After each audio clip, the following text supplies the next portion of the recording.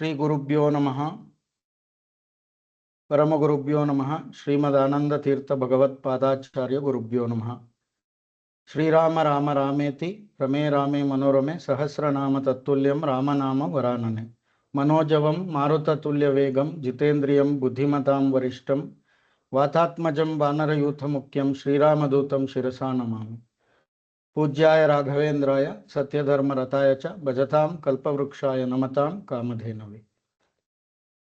ಎಲ್ಲ ಪವನ ವಿಜೇತೆ ಬಂಧುಗಳಿಗೆ ಹೊಸ ವರ್ಷದ ಶುಭಾಶಯಗಳು. ನೀವೆಲ್ಲರೂ ಈ ಪುಷ್ಯಮಾಸದ ಭಾಷಣ ಸ್ಪರ್ಧೆಯಲ್ಲಿ ಭಾಗವಹಿಸಿ ಮತ್ತು ನಿಮ್ಮ ಮಕ್ಕಳನ್ನು ಭಾಗವಹಿಸಿರೋದು ತುಂಬ ಸಂತೋಷದ ವಿಷಯ. ಅದಕ್ಕೆ ಪ್ರತಿ ತಿಂಗಳು ಏನಾದರೂ ಒಂದಷ್ಟು ನಮ್ಮ ಶಾಸ್ತ್ರ, ಮಧ್ವಶಾಸ್ತ್ರ, ಸಂಪ್ರದಾಯ, ಪುರಾಣ, ದಾಸ ಸಾಹಿತ್ಯ ಇದರಲ್ಲಿರೋ ಒಂದು ಚಿಂತನೆ ಮಾಡೋ ಅನ್ನೋ ಉದ್ದೇಶದಿಂದ 1 ಗಂಟೆ ಎಲ್ಲರೂ ನಮ್ಮ ಕಷ್ಟ ಸುಖಗಳು ಜೀವನ ಮರೆತು ಭಗವಂತನ ನಾಮಸ್ಮರಣೆಯಲ್ಲಿ ಇದು ಒಂದು ಸದವಕಾಶ. ಪ್ರತಿಯೊಬ್ಬರು 1 ಗಂಟೆ ಆದಷ್ಟು ಮ್ಯೂಟಲ್ಲಿರಿ. ನಾನು ಪ್ರಶ್ನೆಗಳನ್ನು ಕೇಳ್ತಾ ಹೋಗ್ತೀನಿ, ನಿಧಾನಕ್ಕೆ ಇಲ್ಲೇ ಗಮನ ಕೊಟ್ಟು ಕೇಳಿಸ್ಕೊಳ್ಳಿ. ಸರಿಯಾದ ಪ್ರಶ್ನೆ ಉತ್ತರಕ್ಕೆ 2 ಅಂಕಗಳಿರುತ್ತೆ, 2 ಮಾರ್ಕ್ಸು. ತಪ್ಪು ಉತ್ತರಕ್ಕೆ ಒಂದು ನೆಗೆಟಿವ್ ಮಾರ್ಕ್ ಇರುತ್ತೆ, -1.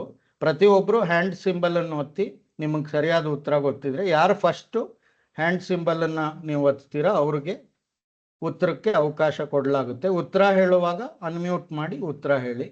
ಇವಾಗ ಮೊದಲನೇ ಸುತ್ತು ನಾನು ದೇವರ ನಾಮದ ಮಧ್ಯದ್ದನ್ನು ಒಂದು ಸಾಲನ್ನು ಹೇಳ್ತೀನಿ. ನೀವು ದೇವರ ನಾಮದ್ದು ಶುರು ಅದರದ್ದು ಸಾಲುಗಳನ್ನು ಹೇಳಬೇಕು. ಅಂದರೆ ಮಧ್ಯದ ಯಾವುದೋ ಒಂದು ಲೈನ್ ಹೇಳ್ತೀನಿ ನಾನು. ಇದು ಫಾಸ್ಟೆಸ್ಟ್ ಫಿಂಗರ್ ರೌಂಡ್ ಅಂತ ಇರುತ್ತೆ. ಯಾರಿಗೆ ಗೊತ್ತಿರುತ್ತೆ ಅವರು ಹ್ಯಾಂಡ್ ರೈಸ್ ಮಾಡಿ. ದೇವರ ನಾಮದ ಮಧ್ಯದ ಲೈನ್ ಹೇಳ್ತೀನಿ. ಪ್ರತಿಯೊಬ್ಬರು ಸರಿಯಾಗಿ ಕೇಳಿಸ್ಕೊಳ್ಳಿ.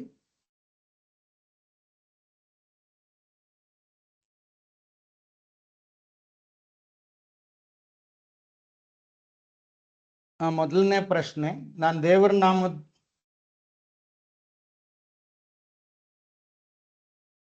ಮೊದಲನೇ ಪ್ರಶ್ನೆ ದೇವರ ನಾಮದ ಮಧ್ಯದ ಸಾಲನ್ನು ಹೇಳ್ತೀನಿ, ನೀವು ಅದರ ಆರಂಭದ ಸಾಲುಗಳನ್ನು ಹೇಳಬೇಕು. ದಾರುಣಿಯೊಳಗೆ ತುಂಬಿದೆ ನಿನ್ನ ಕೀರುತಿ, ಮುರಾರಿಯ ತೋರಿಸಯ್ಯ ನಿನಗೆ ಶರಣಾರ್ಥಿ.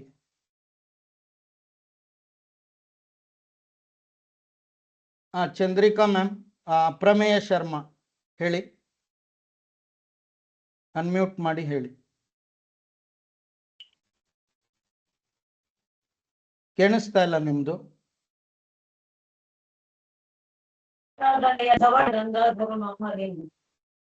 ಸರಿಯಾದ ಉತ್ತರ. ಇವ್ರ ಅಪ್ರಮೇಯ ಶರ್ಮಾಗೆ 2 ಅಂಕ ಬಂದಿದೆ, ಅದನ್ನ ಬರ್ಕೊಳ್ಳಿ.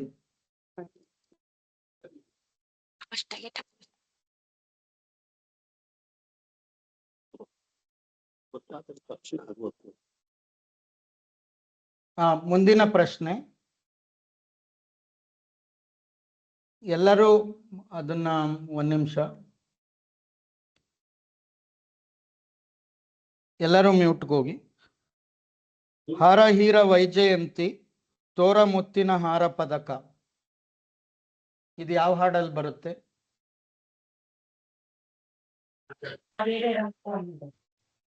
ಯಾರು? ಹೇಮಮಾಲಿನಿ ಮೇಡಮ್ ಹೇಳಿ. ಹಾರ ಹೀರ ಮುತ್ತಿನ ಹಾರ ಪದಕ ಪಂಗಳಿದ್ಯಾತಕೋ. ಸರಿಯಾದ ಉತ್ತರ. ಇವ್ರಿಗೆ 2 ಅಂಕೆಯನ್ನು ಕೊಡಿ. ಆಮೇಲೆ ಯಾರಾದ್ರೂ ಮೊದಲೇ ಅನ್ಮ್ಯೂಟ್ ಹೋಗಿ ಮೊದಲೇ ಹೇಳಿದ್ರೆ ಅವ್ರಿಗೆ ನೆಗೆಟಿವ್ ಅಂಕ ಇರುತ್ತೆ. ಮೊದಲೇ ಉತ್ತರ ಕೊಡಕ್ ಹೋಗ್ಬೇಡಿ, ಎಲ್ಲರೂ ಮ್ಯೂಟ್ಗೆ ಹೋಗಿ. ಆಮೇಲೆ ಯಾರಾದ್ರೂ ಪುಸ್ತಕ ನೋಡೋದು ಅಥವಾ ಎಲ್ಲಾದ್ರೂ ಯಾರನ್ನ ಕೇಳಿ ಆ ಥರ ಏನೂ ಮಾಡಬೇಡಿ. ಪ್ರಾಮಾಣಿಕವಾಗಿ ಎಷ್ಟು ಗೊತ್ತಿದ್ರೆ ಅಷ್ಟು ಮಾತ್ರ ಹೇಳಿ. ಗೂಗಲ್ ಮಾಡೋದು ಅಥವಾ ಯಾರನ್ನೋ ಸಹಾಯ ಪಡ್ಕೊಳ್ಳೋದು ಅಥವಾ ನೀವೇ ಎಲ್ಲಾದ್ರೂ ಬುಕ್ಸ್ ನೋಡೋದು ಆ ಥರ ಮಾಡಕ್ಕೆ ಹೋಗಬೇಡಿ. ಯಾಕಂದರೆ ಬೇರೆ ಎಲ್ಲರೂ ಇದ್ದಾರೆ, ಯಾರಿಗೆ ಹೆಚ್ಚು ತಿಳಿದಿದೆಯೋ ಅವ್ರು ಮಾತ್ರ.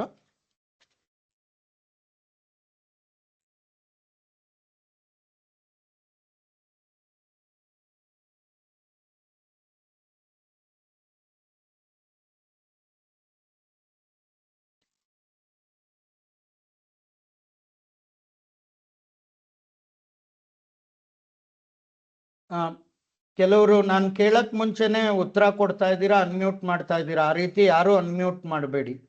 ನಾನು ಹೇಳೋವರೆಗೂ ಅನ್ಮ್ಯೂಟ್ ಮಾಡಬೇಡಿ. ಇದು 3ನೇ ಪ್ರಶ್ನೆ.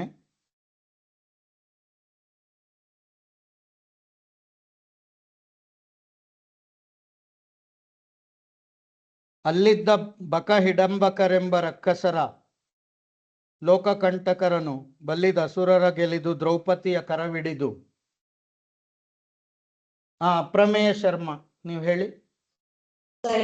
ಜಗತ್ರಾಣ ಜಗದೊಳಗಿಸು ಪುರಾಣ. ಸರಿಯಾದ ಉತ್ತರ.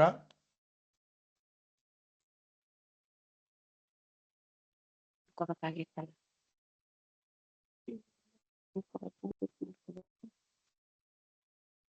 ಮುಂದಿನ ಪ್ರಶ್ನೆ. ಎಲ್ಲರೂ ಮ್ಯೂಟ್ಗೆ ಹೋಗಿ.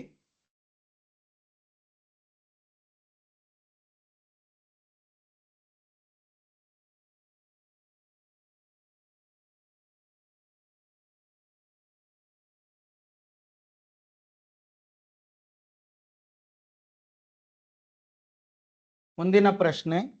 ವರ ಅಭಯ ಮುಸಲ ಪರಿಪರಿ ಆಯುಧವ ಧರಿಸಿ ಮೆರವ ಲಕುಮಿ ಸರಸಿಜ ಭವರುದ್ರ ಸರ್ವದೇವತೆಗಳು ಕರುಣಾಪಾಂಗದಲ್ಲಿ. ಹೇಳಿ. ದುರ್ಗಾ ಸುಳಾದಿ. ಅಪ್ರಮೇಯ ಶರ್ಮಾ ಅವ್ರಿಗೆ 2 ಅಂಕ ಕೊಡಿ. ನಾನು ಹೇಳಿದೆ ಸರ್, ಫಸ್ಟ್ ಹೇಳಿದ್ದೀನಿ ದುರ್ಗಾ ಸುಳಾದಿ ಹೇಮಮಾಲಿನಿ. ಇಲ್ಲಿ ಎರಡನೇ ನಂಬರ್ ತೋರಿಸ್ತಾ ಇದೆ ನಿಮ್ದು. ಅಷ್ಟೇ ನಾನು ಓದ್ತಿದ್ದೀನಿ. ಅದು ದುರ್ಗಾ ಸುಳಾದಿ ಫಸ್ಟ್ ಹೇಳಿದ್ದೀನಿ ಸರ್ ನಾನು. ಇಲ್ಲಿ ಫಸ್ಟ್ ನಂಬರ್ ಇವ್ರದ್ದು ಬಂದಿದೆ. ನೀವು ಬೇಗ ಗೊತ್ತಿದ್ರೆ ಇಲ್ಲಿ ಫಸ್ಟ್ ನಂಬರ್ ಯಾರು ತೋರಿಸುತ್ತೆ ಅವ್ರಿಗೆ ನಾವು. ದುರ್ಗಾ ಸುಳಾದಿ ಅಂತ ಫಸ್ಟ್ ಒತ್ತಿದ್ದೀನಿ ಸರ್. ಅದು ಒತ್ತು ದುರ್ಗಾ ಸುಳಾದಿ ಅಂತ ಹೇಳಿದ್ದೀನಿ ಸರ್.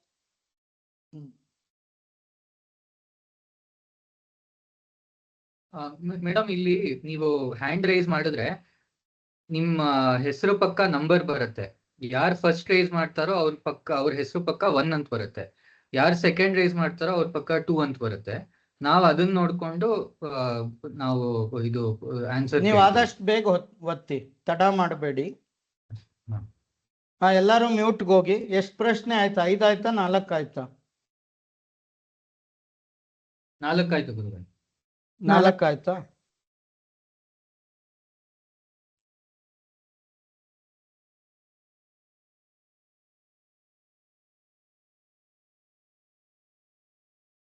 ಯಾರಾದ್ರೂ ಉತ್ತರ ಗೊತ್ತಿದ್ರೆ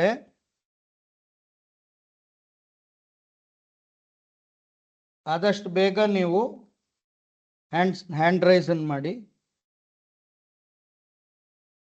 ಇರುತ್ತಿರಲು ಒಂದು ದಿನ ತುರಗವನೇ ಸ್ಮರಿಸುತ್ತಲಿ ತುರಗ ಬರಲು ಕೊಂಡು ಮುದದಿ ತಾನೇರಿ ಪರಿಪರಿ ಮೃಗಗಳ ಅಡವಿಯಲ್ಲಿ ಕೊಂದು ಕರುಣಾಸಾಗರ ಒಂದು ವನವನ್ನು ಕಂಡನು. ಹೇಮಮಾಲಿನಿ ಮೇಡಮ್ ಹೇಳಿ.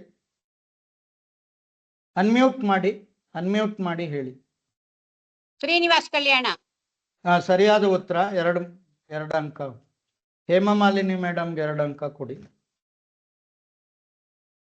ಇವಾಗ ಮೊದಲನೇ ಸುತ್ತು ಮುಗ್ದಿದೆ. 5 ಪ್ರಶ್ನೆ. ಇವಾಗ ಸಂದೀಪ್ ಅವರು ಇದು PPT ಶೇರ್ ಮಾಡಿ, ಸ್ಕ್ರೀನ್ ಶೇರ್ ಮಾಡಿ.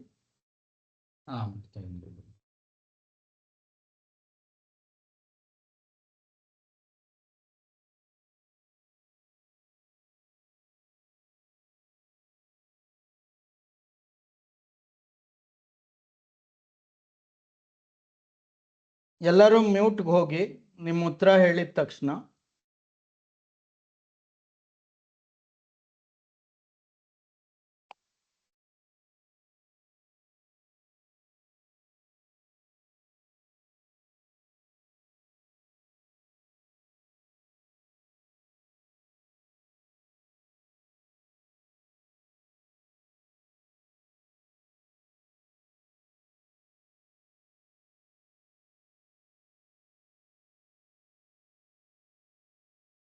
ಗುರುಗಳೇ, ನೀವು ಸ್ಟಾರ್ಟ್ ಅಂದ್ಮೇಲೆ ನಾನು ನೆಕ್ಸ್ಟ್. ಮೊದಲನೇ ಪ್ರಶ್ನೆಗೆ ಹೋಗಿ. ಇಲ್ಲಿ ನೀವು ನಾವೇನಾದ್ರೂ ಒಂದು ತೋರಿಸ್ತೀವಿ ಚಿತ್ರವನ್ನ, ಅದನ್ನ ನೀವು ಗುರುತಿಸ್ಬೇಕಾಗುತ್ತೆ ಅಥವಾ ಪ್ರಶ್ನೆಗಳು ಬರುತ್ತೆ. ಇವಾಗ ಮೊದಲನೇ ಪ್ರಶ್ನೆಗೆ ಹೋಗಿ. ಇದು ಹರಿಕಥಾಮೃತಸಾರ ಯಾವುದೇ ಸಂಧಿ ಇದು. ಕರುಣೆ ಪಡೆಯುವ ಮುಮುಕ್ಷು ಜೀವರು ಪರಮ ಭಾಗವತರನ್ನು ಕೊಂಡಾಡುವುದು ಪ್ರತಿದಿನದಿ. ಶ್ರೀವರ ಅವರೇ ಉತ್ತರ ಕೊಡಿ. ಮೊದಲು ನಿಮ್ದು ಬಂದಿದೆ. ಮೊದಲನೇ ಸಂಧಿ. ಹಾ, ಮೊದಲನೇ ಸಂಧಿ. ಸ್ವಲ್ಪ ಇನ್ನೊಂದ್ಸತಿ ಹೇಳಿ, ಕೇಳಿಸ್ಲಿಲ್ಲ. ಆಚಾರ್ಯ ಮೊದಲನೇ ಸಂಧಿಯಲ್ಲಿ ಬರುವಂತ ಅದ್ರ ಪದ್ಯ. ಹೆಸರೇನು? ಕೇಳಿಸ್ತಾ ಇಲ್ಲ, ಮ್ಯೂಟ್ ಹೋಯ್ತು. ಮಂಗಳಾಚರಣ ಸಂಧಿಲಿ ಬರೋ ಪದ್ಯ ಹಾ, ಸರ್ ಇದು. ಸರಿಯಾದ ಹೆಣ್ಣು ಉತ್ತರ. ಮಕ್ಕಳಿಗೆ ಮಂಗಳಾಚರಣ ಸಂಧಿ. ಸರಿಯಾದ ಉತ್ತರ. ಎಷ್ಟನೇ ಪದ್ಯ ಅಂತ ಗೊತ್ತಿದ್ಯಾ? ಕರ್ಣ ಪಡೆದ ಮುಮುಕ್ಷು ಪರಮ ಭಾವತರು ಕೊಂಡಾಡುವುದು ಕಡೆಯದು ಸರ್. ಹಾ, ಸರಿಯಾಗಿ ಹೇಳಿದ್ದೀರಾ. ಉತ್ತರಕ್ಕೆ ಕಡೆ- ಹೋಗಿ. ಕಡೆಯದು ಸರ್. ಅದು ಕಾಣಿಸ್ತಾ ಇಲ್ಲ ಸರ್ ನಮ್ಗೆ ಸರಿಯಾಗಿದು. ಮಂಗಳಾಚರಣ ಸಂಧಿ ಕಡೆಯದು ಸರ್ ಇದು. ಪರವಾಗಿಲ್ಲ. ಪರಿಮಳವು ಸುಮನದೊಳಗೆ ಅದು ಆ ಅನಲನ್ನು ಪದ್ಯದ- ಅರಣ್ಯಪಂತೆ ದಾಮೋದರನು ಬ್ರಹ್ಮಾದಿಗಳ ಮನದಲ್ಲೇ ತೋರಿದಲ್ಲಿರುತ್ತೀಯ. ಪ್ರತಿಯೊಬ್ರು ಇದನ್ನ ಹ್ಯಾಂಡ್ ಸಿಂಬಲ್ ಅನ್ನು ತೆಗೆದ್ಬಿಡಿ. ಸರಿಯಾದ ಉತ್ತರ ಅಂದ ತಕ್ಷಣ ನೀವು ತೆಗೆದ್ಬಿಡಿ. ಜಯಶ್ರೀ ಮ್ಯಾಮ್, ನೀವು ಮತ್ತೆ ಮತ್ತೆ ತೆಗಿಬೇಡಿ. ಇವಾಗ ಆಗಿದೆ ಅದು. ಮತ್ತೆ ಪ್ರಶ್ನೆ ಕೇಳೋವರೆಗೂ. ಜಯಶ್ರೀ ಮ್ಯಾಮ್, ನೀವು ಮತ್ತೆ ಮತ್ತೆ ಅದನ್ನ ಇದ್ ಮಾಡ್ತಾ ಇದ್ದೀರಾ. ಇವಾಗ ಉತ್ತರ ಆಗೋಗಿದೆ. ನೆಕ್ಸ್ಟ್ ಪ್ರಶ್ನೆ ಬರೋವರೆಗೂ ನೀವು ಇದ್ ಮಾಡಿ. ಮುಂದಿನ ಪ್ರಶ್ನೆಗೆ ಹೋಗಿ. ಅವ್ರಿಗೆ 2 ಅಂಕಗಳನ್ನು ಕೊಡಿ. ಇವಾಗ ಹೇಳ್ದವ್ರು ಯಾರು? ಹೇಮಮಾಲಿನಿ ಸರ್. ಹೇಮಮಾಲಿನಿ. ಅಲ್ಲ ಗುರುಗಳೇ, ಇವಾಗ ಏನಾಯ್ತು ಅಂದ್ರೆ ಶ್ರೀವರ ಅವರು ಹ್ಯಾಂಡ್ ರೈಸ್ ಮಾಡಿದ್ರು. ಅವ್ರು ಫಸ್ಟ್ ಹೇಳಿದ್ರು ಮೊದಲನೇ ಸಂಧಿ ಅಂತ. ಆಯ್ತಾಯ್ತು, ಶ್ರೀವರ ಅವ್ರಿಗೆ ಕೊಡಿ. ಮೊದಲು ಯಾರು ಹ್ಯಾಂಡ್ ರೈಸ್ ಬರುತ್ತೋ ಅವ್ರಿಗೆ. ಮತ್ತೆ ಹೇಮಾಮಾಲಿನಿ ಮೇಡಮ್, ನೀವು ಅವ್ರ ನಿಮ್ಮ ಹೆಸರು ಕರೆಯೋವರೆಗೂ ಅದು ನಂಬರ್ ಹೇಳು ಅಂದ್ರೆ ಅದ್ರ ಮಂಗಳಾಚರಣ ಸಂಧಿ ಅದು ಎಷ್ಟನೇದು ಅಂತ ಅದು ನಾನು ಹೇಳಿದೆ ಸರ್. ಅದೇ ಅಮ್ಮ, ಯಾರು ಇಲ್ಲಿ ಏನು ವಾದಿಸ್ಬಾರ್ದು. ನಾವಿಲ್ಲಿ ಫಸ್ಟ್ ನಂಬರ್ ಅಲ್ಲ ಫಸ್ಟ್ ನಂಬರ್ ಯಾವ್ದು ಬಂದಿರುತ್ತೆ ಅವ್ರಿಗೆ ನಾವು ನ್ಯಾಯಯುತವಾಗಿ ಎಲ್ಲಾರ್ಗು ಮಾಡ್ತೀವಿ. ಆಯ್ತು ಸರ್, ತೊಂದ್ರೆ ಇಲ್ಲ. ನೀವು ಕೇಳಿದ್ ನಾ ಹೇಳಿದೆ ಅಂತ ಹೇಳ್ತಾ ಇದ್ದೀನಿ. ಆಯ್ತಾಯ್ತು. ನಂಬರ್ ನಿಮ್ ಬಗ್ಗೆ ಹೆಸರು ಕರಿಯಕ್ ಮುಂಚೆ ಹೇಳಿದ್ರೆ ಅದಕ್ಕೆ ನಂಬರ್ ಸಿಗಲ್ಲ. ಯಾರು ಏನು ಉತ್ತರ ಕೊಡಕ್ ಹೋಗ್ಬೇಡಿ. ನಾವ್ ಹೆಸರು ಹೇಳ್ದಾಗ ಮಾತ್ರ ಅವ್ರು ಮಾತ್ರ ಉತ್ತರ ಕೊಡ್ಬೇಕು. ಮೊದ್ಲೇ ಹೇಳಿದ್ರು ಅದಕ್ಕೆ ಪ್ರಶ್ನೆ ವ್ಯರ್ಥ ಆಗುತ್ತೆ ಅವಾಗ. ಇಲ್ಲಿ ನಂಬರ್ ನೋಡ್ಕೊಂಡು ನಾವು ಕರಿತೀವಿ. ಮುಂದಿನ ಪ್ರಶ್ನೆಗೆ ಹೋಗಿ. ಗುರುಗಳೇ, ಇನ್ನೊಂದು ಸೂಚನೆ ಎಲ್ಲಾರ್ಗು. ನೀವು ದಯವಿಟ್ಟು ಅನ್ಮ್ಯೂಟ್ ಮಾಡ್ಕೋಬೇಡಿ. ನಿಮ್ ಹೆಸರು ಕರೆಯೋವರೆಗೂ, ಗುರುಗಳು ನಿಮ್ ಹೆಸರು ಕರೆಯೋವರೆಗೂ ಅನ್ಮ್ಯೂಟ್ ಮಾಡ್ಬೇಡಿ.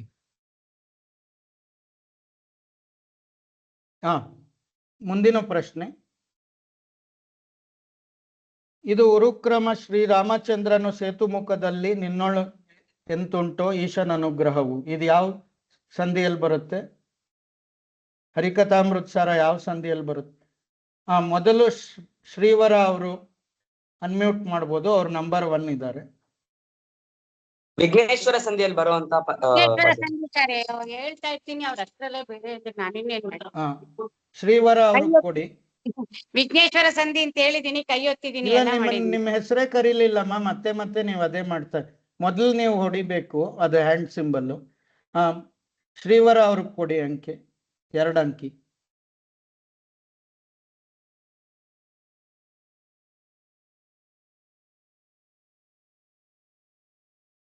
ಉತ್ತರಕ್ಕೆ ಹೋಗಿ. ಇದು ಶುಕ್ರ ಶಿಷ್ಯರ, ಇದು 12ನೇದು ಬರುತ್ತೆ ಪದ್ಯ. ಶುಕ್ರ ಶಿಷ್ಯರ ಸಂಹರಿಪುದಕ್ಕೆ ಶಕ್ರ ನಿನ್ನನ್ನು ಪೂಜಿಸಿದನು ಉರುಕ್ರಮನು. ಇವಾಗ ರಾಮದೇವ್ರ ಉತ್ಸವ ನಡೀತಾ ಇದೆ, ನವರಾತ್ರಿ ಉತ್ಸವ. ಅದಕ್ಕೆ ವಿಘ್ನರಾಜ ಕೂಡ ಅಲ್ಲಿ ಸೇತು ಮುಂಚೆ ರಾಮದೇವರು ಕೂಡ ವಿಘ್ನೇಶ್ವರನ್ ಸ್ಮರಣೆ ಮಾಡಿ ಲೋಕ ಶಿಕ್ಷಣ ಮಾಡಿದ್ದಾರೆ. ಮತ್ತೆ ಆತ್ಮಲಿಂಗ ಒಂದು ಪ್ರಸಂಗದಲ್ಲೂ ಕೂಡ ರಾವಣ ಅವನ್ ಲಂಕಾಪಟ್ಟಣಕ್ಕೆ ಆತ್ಮಲಿಂಗ ತಗೊಂಡು ಹೋಗದೆ ಇರೋಂಗ್ ಮಾಡಿದ್ದು ಕೂಡ ವಿಘ್ನೇಶ್ವರನೇ. ಅದಿದ್ದಿದ್ರೆ ಅವ್ರಿಗೆ ಅವಧ್ಯತ್ವ ವರ ಬರ್ತಾ ಇತ್ತು. ಈ 2 ಕಾರ್ಯದಲ್ಲಿ ರಾಮದೇವರ ಸೇವೆಯನ್ನು ಮಾಡಿದ ವಿಘ್ನೇಶ್ವರ ಅವರ ಅನುಗ್ರಹ ನಮ್ಗೆ ರಾಮಾಯಣದ ಚಿಂತನೆಯಲ್ಲಿ ಬಂತು. ಮುಂದಿನ ಪ್ರಶ್ನೆ. ಪಾಹಿ ಪಾಹಿ ಸದಾ ಕಪಿ ಪಾಹಿ ಗಮ್ಯ ಜ್ಞಾನ ದಶಕುಲ. ಇದು ಎಲ್ಲಿ ಬರುತ್ತೆ? ಹೇಮಮಾಲಿನಿ ಅವರು ಹೇಳಿ. ಅಲ್ಪ ಸಾಧನ ಸಂಧಿ ಸರ್. ಹಾ, ಸರಿಯಾದ ಉತ್ತರ. ಹೇಮಮಾಲಿನಿ ಅವರಿಗೆ 2 ಅಂಕ ಬಂದಿದೆ.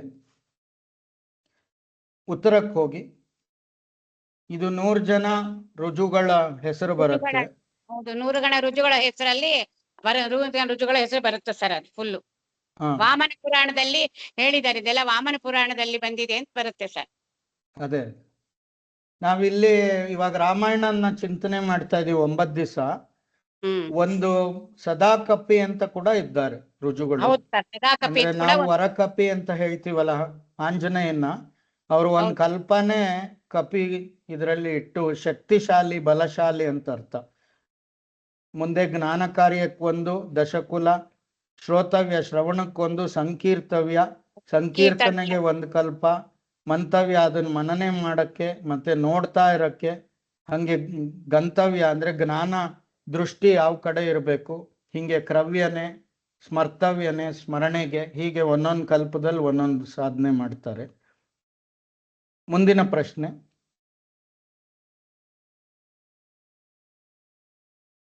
ಮುಂದಿನ ಪ್ರಶ್ನೆಗೆ ಹೋಗ್ಬೋದು.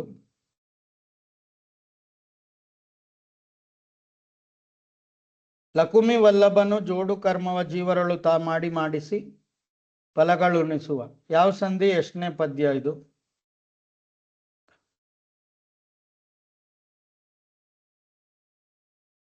ಹಾ, ಅಪ್ರಮೇಯ ಶರ್ಮಾ ಹೇಳಿ. ವಿಮೋಚನ ಸಂಧಿ. ಹಾ, ಕರ್ಮ ವಿಮೋಚನ ಸಂಧಿ. ಇಲ್ಲ, ತಪ್ಪಾದ ಉತ್ತರ. -1 ಕೊಡಿ ಅಪ್ರಮೇಯ ಶರ್ಮಾ ಅವ್ರಿಗೆ.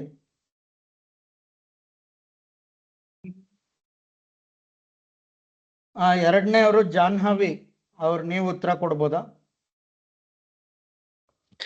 ಕರ್ಮ ವಿಪರೀತ ಸಂಧಿ. ಇಲ್ಲ, ತಪ್ಪು ಉತ್ತರ. ಇವ್ರಿಗೂ -1 ಕೊಡಿ ಜಾಹ್ನವಿಗೆ. ಜಯಶ್ರೀ ಆದ್ಯ, ನೀವು ಹೇಳಿ. ಕ್ರೀಡಾ ವಿಲಾಸ.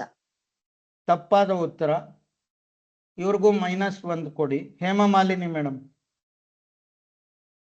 ಕರ್ಮಗಳ ತಾ ಮಾಡಿಸಿ ಫಲಗಳುಣಿಸುವ. ಕರುಣಾ ಸಂಧಿ ಸರ್. ತಪ್ಪಾದ ಉತ್ತರ. ಕರ್ಮ ವಿಮೋಚನ. ಇವ್ರಿಗೂ -1 ಕೊಡಿ ಹೇಮಮಾಲಿನಿ ಮೇಡಮ್ಗೆ. ಇನ್ಯಾರಾದ್ರೂ ಪ್ರಯತ್ನ ಪಡ್ತೀರಾ?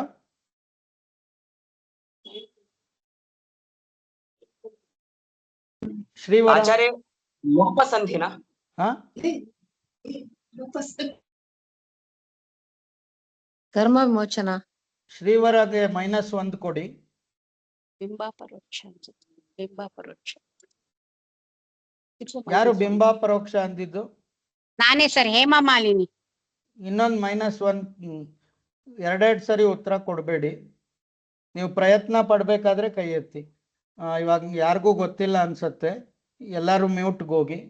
ಸರಿಯಾದ ಉತ್ತರ ಮುಂದಿನ ಇದಕ್ಕೆ ಹೋಗಿ ಸರಿಯಾದ ಉತ್ತರ ತೋರಿಸಿ. ನೈವೇದ್ಯ ಪ್ರಕರಣ ಸಂಧಿ ಅಂತ ಇದು. ನಾವು ಹಿಂದೆ ಒಲೆ ಉರಿ ಎಲ್ಲ ಸರಿ ಮಾಡಕ್ಕೆ ಬೀಸಣಿಕೆ ತಗೋತೀವಿ. ಜಗನ್ನಾಥ ದಾಸರು ಹೇಳ್ತಾರೆ, ಯಾರೋ ಬೀಸಣಿಕೆಯಲ್ಲಿ ಮೋಡನ್ನ ಜರುಗ್ಸಕ್ ನೋಡ್ತಾ ಇದ್ರಂತ. ಆ ತರ ನಾವು ನಮ್ಮ ಸಂಸಾರ ಚಕ್ರದಿಂದ ನಾವೇ ನಮ್ಮ ಯೋಗ್ಯತೆಯನ್ನ ಮುಂದಿಟ್ಕೊಂಡು, ನಮ್ಮ ಪುಣ್ಯನ ಮುಂದಿಟ್ಕೊಂಡು ನಾವು ಈ ಸಂಸಾರ ಸಾಗರವನ್ನು ದಾಟ್ತೀವಿ ಅಂತ ಹೋದ್ರೆ ಅದಂತ ಹಾಸ್ಯಾಸ್ಪದ ಆಗತ್ತೆ.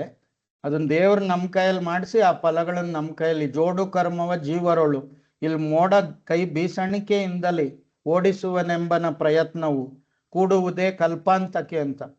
ಬ್ರಹ್ಮದೇವ್ರ ಕಲ್ಪ ಮುಗಿದ್ರು ಕೂಡ ಇವನ್ ಬೀಸಣಿಕೆಯಲ್ಲಿ ಬೀಸ್ತಾ ಇರ್ಬೇಕು, ಮೋಡ ಯಾವತ್ತೂ ಜರುಗಲ್ಲ. ಹಂಗಾಗತ್ತೆ ಜೀವರಾಶಿಗಳ ಹಣೆ ಬರ. ಅದಕ್ಕೆ ನಾವು ಶರಣಾಗತರಾಗಬೇಕು ಅಂತ ಜಗನ್ನಾಥ ದಾಸರು ಹೇಳ್ತಾರೆ. ಅಂದ್ರೆ ಹಿಂದಿನ ಕಾಲದಲ್ಲಿ ಅಡುಗೆ ಮನೆಯಲ್ಲಿ ಒಂದೊಂದು ಪದಾರ್ಥಗಳಲ್ಲೂ ಹೆಂಗೆ ದೇವರನ್ನ ನಾವು ಶ್ರೀಶ ದಾಸ ಭಾವ ನಾವು ಕಂಡ್ಕೋಬಹುದು ಅನ್ನೋದೇ ನಮ್ಗೆ ಹರಿಕಥಾಮೃತ ಸಾರದಲ್ಲಿ ಪ್ರತಿಯೊಂದು ಕರ್ಮಗಳಲ್ಲೂ ಕೂಡ ನಮ್ಗೆ ಜಗನ್ನಾಥ ದಾಸರು ತೋರಿಸ್ಕೊಡ್ತಾರೆ, ಬೆಳಿಗ್ಗೆ ಎದ್ದಾಗಿಂದ ಮಲಗೋವರೆಗೂ. ಅದಕ್ಕೆ ಈ ಹರಿಕಥಾಮೃತ ಸಾರವನ್ನು ಎಲ್ಲರೂ ಬಾಯ್ಪಾಠ ಮಾಡಬೇಕು. ಅವಾಗ ಪ್ರತಿಯೊಂದು ಕರ್ಮದಲ್ಲೂ ನಾವು ದೇವರನ್ನ ನೋಡ್ಬೋದು. ಇದನ್ನ ಪ್ರತಿಯೊಬ್ರು ಕಲ್ತ್ಕೋಬೇಕು. ಈಗ ಮುಂದಿನ ಪ್ರಶ್ನೆ. ಇದು ಶಫರ ನಾಮಕ ಜಿಕ್ವೆಯಲ್ಲಿ ದಂತದಲ್ಲಿ ಹಂಸಾಕ್ಯ. ಇದು ಯಾವ ಸಂಧಿಯಲ್ಲಿ ಬರುತ್ತೆ?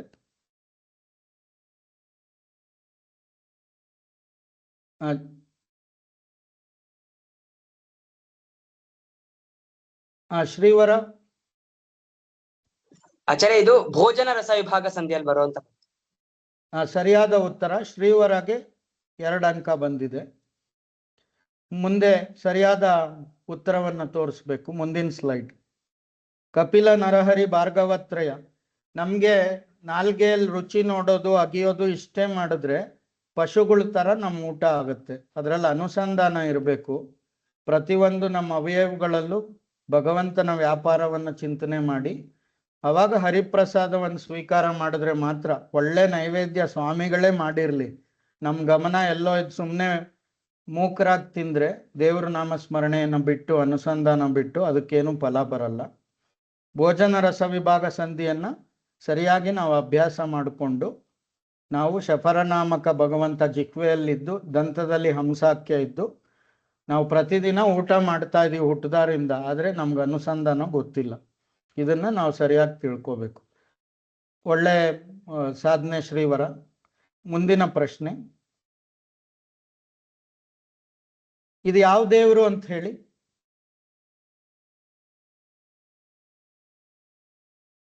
ಕಾಣಿಸ್ತಾ ಇಲ್ಲ ಸರಿಯಾಗಿ. ನೀವು ಮೊಬೈಲಲ್ಲಿ ಇದ್ದೀರಾ ಅನ್ಸತ್ತೆ. ಧಾತ್ರಿ, ನೀವು ಹೇಳ್ಬೋದಾ? ಕಾಣಿಸ್ತಿಲ್ಲ ಸರಿಯಾಗಿ, ದೇವರೇ ಕಾಣಿಸಿಲ್ಲ ಸರ್. ನೀವು ಮೊಬೈಲಲ್ಲಿ ಇದ್ರೆ ಕಾಣಿಸಲ್ಲಮ್ಮ. ಧಾತ್ರಿ, ನೀವು ಸರಿಯಾದ ಉತ್ತರ ಕೊಡ್ಬೋದಾ? ಮೊಬೈಲ್ ಅಲ್ಲೇ ಇದೀವಿ ಸರ್ ನಾವು. ಗದಗ ವೀರನಾರಾಯಣ. ಧಾತ್ರಿ, ನೀವು ಉತ್ತರ ಕೊಡಿ. ಬೇರೆ ಯಾರು ಮಾತಾಡಬೇಡಿ ದಯವಿಟ್ಟು. ಧಾತ್ರಿ ಅವರೇ, ನೀವು ಮಾತಾಡ್ಬೋದು. ಸಿಂಧು, ನೀವು ಉತ್ತರ ಕೊಡಿ. ಧಾತ್ರಿ ಅವರು ಉತ್ತರ ಕೊಡ್ತಾ ಇಲ್ಲ. ಸಿಂಧು, ಅನ್ಮ್ಯೂಟ್ ಮಾಡ್ಬೋದಾ? ಪರಶುರಾಮ ದೇವರು. ಸರಿಯಾದ ಉತ್ತರ. ಸಿಂಧು ಅವ್ರಿಗೆ +2 2 ಅಂಕ ಕೊಡಿ. ಮುಂದಿನ ಸ್ಲೈಡ್ಗೆ ಹೋಗಿ. ಸರಿಯಾದ ಉತ್ತರ ನಂದು ಪರಶುರಾಮ ದೇವರಿದು. ಅಂದ್ರೆ ಪರಶುರಾಮ ಕ್ಷೇತ್ರದ್ದು. ನಾವು ಮಧ್ವಾಚಾರ್ಯರ ಬರ್ಬೇಕಾದ್ರೆ ಇಲ್ಲಿ ನಮ್ಮ ದುರ್ಗಾ ಬೆಟ್ಟ ಪಾಜಕ ಕ್ಷೇತ್ರ ಪರಶುರಾಮ ಕ್ಷೇತ್ರ. ನಾವು ಪ್ರತಿನಿತ್ಯ ಅಡುಗೆ ಮಾಡುವಾಗ ಅಗ್ನ್ಯಂತರ್ಗತ ಪರಶುರಾಮ ದೇವರನ್ನ ಸ್ಮರಣೆ ಮಾಡಿ ನಾವು ಅಡುಗೆಯನ್ನ ಆರಂಭ ಮಾಡಬೇಕು. ಮುಂದಿನ ಪ್ರಶ್ನೆ, ಬಂದಿಲ್ವಲ್ಲ ರೀ, ಬಂದಿಲ್ಲ. ಇದು ಯಾವ ದೇವರು ಅಂತ ಗುರ್ತಿಸ್ಬೋದಾ?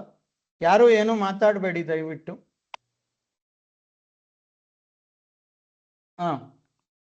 ಹೇಮಮಾಲಿನಿ ಅವರೇ, ಉತ್ತರ ಕೊಡ್ಬೋದಾ?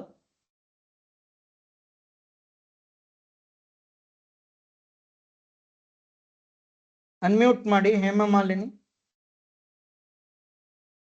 ಹೇಳಿ ಉತ್ತರ. ಮ್ಯೂಟ್. ಅಲ್ಲ ಸರ್, ನಂಗೆ ದೇವ್ರು ಕಾಣಿಸ್ತಾ ಇಲ್ಲ ಸರ್. ಮತ್ತೆ ಯಾಕೆ ಓದ್ತಿದ್ರಿ? -1 ಕೊಡಿ. ಮ್ಯೂಟ್ ಮಾಡಿ ಹೇಮಮಾಲಿನಿ. ಮೊಬೈಲ್ ಸರಿಯಾಗಿ ಆಗ್ತಾ ಇಲ್ಲ ಸರ್. ಸರಿ, ಜಯಶ್ರೀ ಅವರೇ, ನೀವು ಉತ್ತರ ಕೊಡಿ.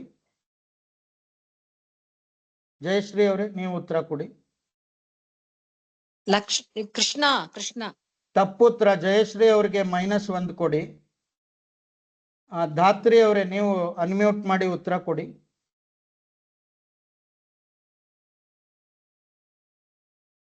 ಧಾತ್ರಿ ಅವರೇ, ನೀವು ಉತ್ತರ ಕೊಡಿ. ಇಲ್ಲ. ಜಾಹ್ನವಿ, ನೀವು ಅನ್ಮ್ಯೂಟ್ ಮಾಡಿ ಉತ್ತರ ಕೊಡಿ. ಜಾಹ್ನವಿ. ಗಣೇಶ. ತಪ್ಪುತ್ತರ.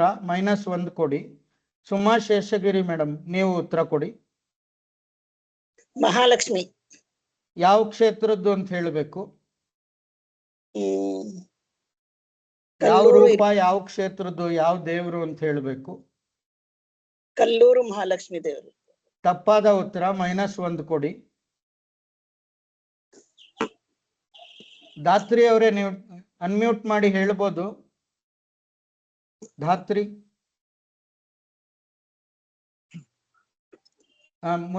ಯಾರಿಗೂ ಇದು ಸರಿಯಾದ ಉತ್ತರ ತೋರಿಸಿ. ಸರಿಯಾದ ಉತ್ತರ ತೋರಿಸಿ. ನೆಕ್ಸ್ಟ್ ಸ್ಲೈಡ್ಗೆ ಹೋಗಿ.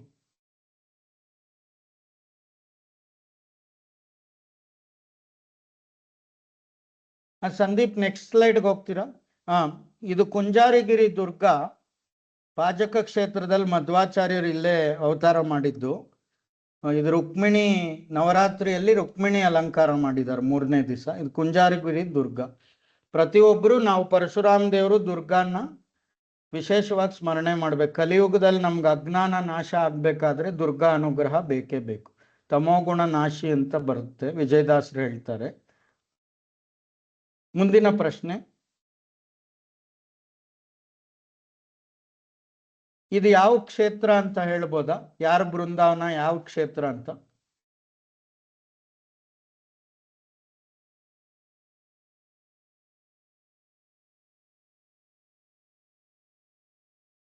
ಹೇಮಮಾಲಿನಿ ಅವರೇ ನೀವು ಮಾಡಿ.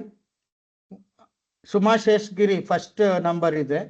ಸುಮಾ ಶೇಷಗಿರಿ ಅನ್ಮ್ಯೂಟ್ ಮಾಡ್ಕೊಳ್ಳಿ. ಚಿಪ್ಗಿರಿ ತಪ್ಪಾದ ಕ್ಷೇತ್ರ. ಉತ್ತರ. ನೆಕ್ಸ್ಟ್ ಹೇಮಮಾಲಿನಿ ಮೇಡಮ್ ನೀವು ಹೇಳಿ. ಅನ್ಮ್ಯೂಟ್ ಮಾಡಿ ಹೇಮಮಾಲಿನಿ ಮೇಡಮ್.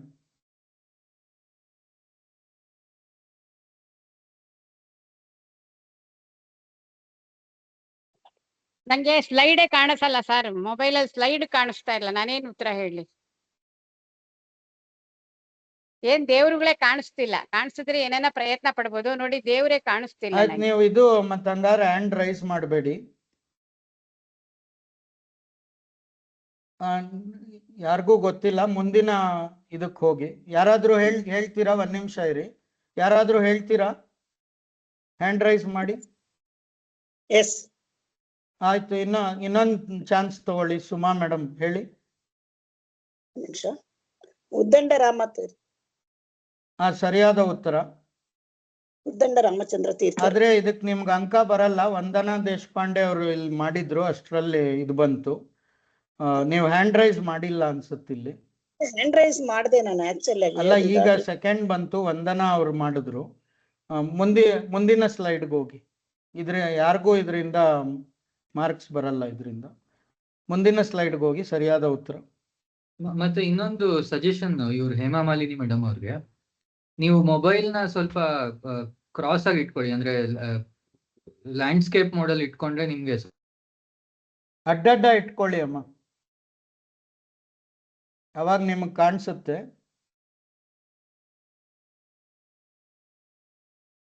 ಸುಮಾ ಶೇಷಗಿರಿ ಮ್ಯಾಮ್, ನೀವು ಮತ್ತೆ ಹ್ಯಾಂಡ್ ರೈಸ್ ಮಾಡಬೇಡಿ. ಅದನ್ನ ಬಟನ್ ನೀವು ಒತ್ತಿಟ್ಬಿಟ್ಟಿದ್ದೀರಾ ಅನ್ಸುತ್ತೆ. ಅದ್ರ ಮೇಲೆ ಏನೋ ಇಟ್ಬಿಟ್ಟಿದ್ದೀರಾ, ಅದನ್ನ ತೆಗಿತೀರಾ? ಏನೋ ಬುಕ್ಕೋ ಏನೋ ಇಟ್ಬಿಟ್ಟಿದ್ದೀರಾ.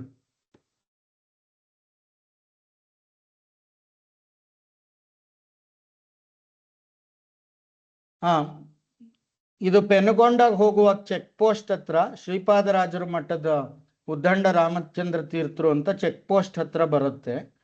ಹೈವೇ ಪಕ್ಕದಲ್ಲೇ ಒಳ್ಳೆ ಪ್ರಶಾಂತವಾದ ವಾತಾವರಣ. 3 ಜನ ಜ್ಞಾನಿಗಳು, ಲಕ್ಷ್ಮೀಕಾಂತ ತೀರ್ಥರು ವ್ಯಾಸರಾಜ ಮಠ, ಉತ್ತರಾದಿ ಮಠ ವೇದವ್ಯಾಸ ತೀರ್ಥರು, ಮತ್ತೆ ಉದ್ದಂಡ ರಾಮಚಂದ್ರ ತೀರ್ಥರು.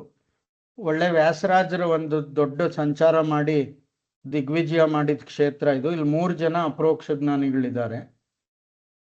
ಎಲ್ಲರೂ ಪೆನುಗೊಂಡಾಗ ಹೋದ್ರೆ ಯಾರ್ಯಾರು ದರ್ಶನ ಸಿಕ್ಕಿಲ್ಲ ಅವರೆಲ್ಲ ಮಾಡ್ಕೊಳ್ಳಿ. ಮುಂದಿನ ಪ್ರಶ್ನೆ, ಇದು ಯಾವ ಕ್ಷೇತ್ರ, ಯಾವ ದೇವಸ್ಥಾನ ಇದು ಗುರ್ತಿಸ್ಬೋದಾ? ಯಾರು ಉತ್ತರ ಕೊಡಬೇಡಿ, ಹ್ಯಾಂಡ್ ರೈಸ್ ಮಾಡಿ.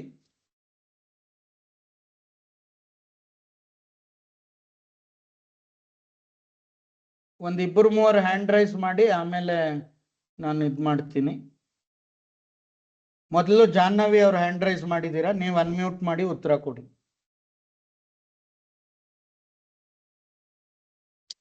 ಭೂತರಾಜರ್ದು. ತಪ್ಪಾದ ಉತ್ತರ. ಜಾಹ್ನವಿಗೆ -1 ಕೊಡಿ. ಧಾತ್ರಿ ನೆಕ್ಸ್ಟ್ ಹೇಳಿ ಉತ್ತರ.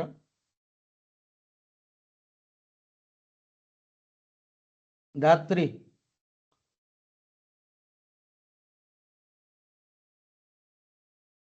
ವಂದನಾ ದೇಶಪಾಂಡೆ.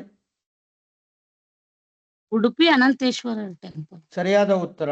ವಂದನಾ ದೇಶಪಾಂಡೆಗೆ 2 ಅಂಕ ಕೊಡಿ. ಮುಂದೆ ಸರಿಯಾದ ಉತ್ತರಕ್ಕೆ ಹೋಗಿ. ನಮ್ಗೆ ಎಲ್ಲರಿಗೂ ಕುಲದೇವರು ಅಂತ ಇರ್ತಾರೆ. ಇದು ಮಧ್ವಾಚಾರ್ಯರಿಗೆ ಕುಲದೇವರು, ಹಂಗಾಗಿ ನಮ್ಮೆಲ್ಲರಿಗೂ ಕುಲದೇವರು. ನಾವು ಸದಾ ಇಲ್ಲಿ ಪ್ರತಿನಿತ್ಯ ಈ ದೇವಸ್ಥಾನವನ್ನ ಸ್ಮರಣೆ ಮಾಡಬೇಕು. ನಾವು ಇದನ್ನ ಸ್ಮರಣೆ ಮಾಡಿಲ್ಲ ಅಂತ ಅರ್ಥ. ಇದು ನಮ್ಗೆ ಗೊತ್ತಾಗಿಲ್ಲ ಅಂದ್ರೆ ಪ್ರತಿ ದಿವಸ ನಾವು ದುರ್ಗಾ ಬೆಟ್ಟ, ಅನಂತೇಶ್ವರ, ಈ ಅನಂತೇಶ್ವರಕ್ಕೆ ಸೇವೆ ಮಾಡಿದ್ರಿಂದಾನೆ 12 ವರ್ಷ ಮಧ್ವಾಚಾರ್ಯರು ಅವತಾರ ಮಾಡಿ ನಮ್ಗೆಲ್ಲ ಜ್ಞಾನ ಕೊಟ್ಟಿದ್ದು. ನಮ್ಗೆಲ್ಲ ಜ್ಞಾನ ಕೊಟ್ಟಿರೋ ದೇವರು ಅನಂತೇಶ್ವರ ಸ್ವಾಮಿ, ಮಧ್ವಾಚಾರ್ಯರನ್ನು ನಮಗ್ ಕೊಟ್ಟಿರೋ ದೇವಸ್ಥಾನ ಇದು. ಮುಂದಿನ ಪ್ರಶ್ನೆ, ಇದು ಯಾವ ಕ್ಷೇತ್ರ? ಹ್ಯಾಂಡ್ ರೈಸ್ ಮಾತ್ರ ಮಾಡಿ, ಯಾರು ಉತ್ತರ ಕೊಡಬೇಡಿ. ಕಾಣೋದೇ ಇಲ್ಲ ಸರ್. ಮೊಬೈಲ್ ಹೇಗೆ ಇಟ್ಕೊಂಡ್ರು ನಮ್ಗೇನು ಒಂಚೂರು ಕಾಣ್ತಾ ಇಲ್ಲ. ನಾವ್ ಅದಕ್ಕೆ ನಾವೇನ್ ಹೇಳಕ್ ಹೋಗ್ತೀವಿ. ಯಾರಿಗೂ ಗೊತ್ತಿಲ್ವಾ?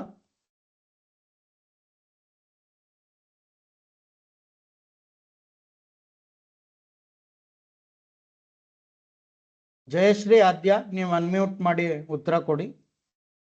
ಆನೆಗೊಂದಿ. ತಪ್ಪಾದ ಉತ್ತರ, -1. ಜಾಹ್ನವಿ? ಶ್ರೀರಂಗಪಟ್ಟಣ. ಸರಿಯಾದ ಉತ್ತರ. ಶ್ರೀರಂಗಪಟ್ಟಣದ ದೇವರು ಕಾವೇರಿ ತೀರ, ಮೈಸೂರು ಹತ್ರ ಇದೆ.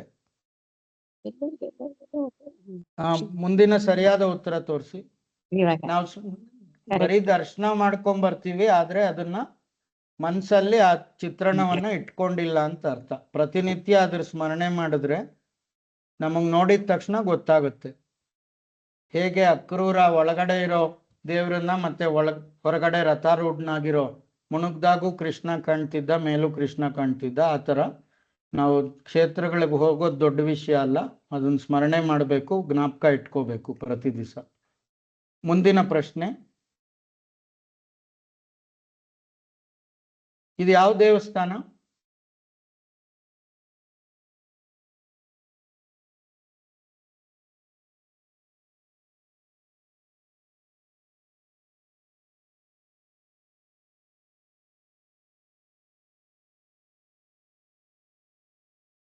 ಸಂದೀಪ್, ನೀವೇನೋ ಮಾತಾಡ್ಬೇಕು. ಓಕೆ, ಮುಂದಿನ ಸ್ಲೈಡ್ ತೋರಿಸಿ. ಅದು ಹಿಂಟು. ಇನ್ನೊಂದು ಸ್ಲೈಡ್ ತೋರಿಸಿ. ಮುಂದಿನ ಸ್ಲೈಡ್. ಇದು ಯಾವ ದೇವಸ್ಥಾನ? ಅದೇ ಸೇಮ್ ದೇವಸ್ಥಾನ ಇದು.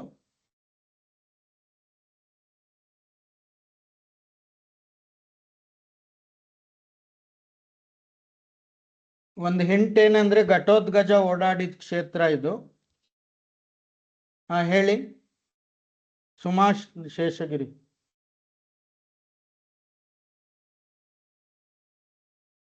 ಸುಮಾ ಶೇಷಗಿರಿ, ಅನ್ಮ್ಯೂಟ್ ಮಾಡಿ ಉತ್ತರ ಕೊಡಿ. ಗಡದಂ ಶ್ರೀನಿವಾಸ ದೇವರ ಕ್ಷೇತ್ರ. ಸರಿಯಾದ ಉತ್ತರ. 2 ಅಂಕ. ಸುಮಾ ಶೇಷಗಿರಿಗೆ 2 ಅಂಕ ಕೊಡಿ. ಇದು ಕೋಲಾರ ಜಿಲ್ಲೆ ಬಾಗೇಪಲ್ಲಿ ಹತ್ರ ಬರುತ್ತೆ. ಜನಮೇಜಯ ರಾಜರು 108 ವೈಷ್ಣವ ಕ್ಷೇತ್ರಗಳನ್ನ ಪ್ರತಿಷ್ಠೆ ಮಾಡಿಸಿದಾಗ ಸರ್ಪಯಾಗ ಆದ್ಮೇಲೆ ಅದ್ರ ಪ್ರಾಯಶ್ಚಿತ್ತಕ್ಕೆ ಅದ್ರ ಪೈಕಿ ಇದು ಒಂದು. ವೆಂಕಟೇಶ್ ಶ್ರೀನಿವಾಸ ದೇವರು ಗಡ್ದಿಮ್ ಅಂತ. ಇಲ್ಲಿ ಈ ಬೆಟ್ಟದಲ್ಲಿ ಘಟೋತ್ಕಚ ಸ್ವಲ್ಪ ಕಾಲ ವಾಸ ಮಾಡಿದ ಕ್ಷೇತ್ರ ಇದು. ಚಿತ್ರಾವತಿ ನದಿ ತೀರ. ಮುಂದಿನ ಸ್ಲೈಡ್ಗೆ ಹೋಗಿ. ಇದು ಶ್ರೀಭೂ ಸಮೇತ ಶ್ರೀನಿವಾಸ ದೇವರು, ಗಡ್ದಿಂ ವೆಂಕಟೇಶ ದೇವರು. ಮುಂದಿನ ಸ್ಲೈಡ್. ಈ ಬೆಟ್ಟದಲ್ಲಿ ಘಟೋತ್ಕಚ ಇತ್ತಿದ್ದು. ಆಯ್ತು, ಮುಂದಿನ ಪ್ರಶ್ನೆ, ಇದು ಯಾವ ದೇವರು ಅಂತ ಗುರ್ತಿಸ್ಬೋದಾ?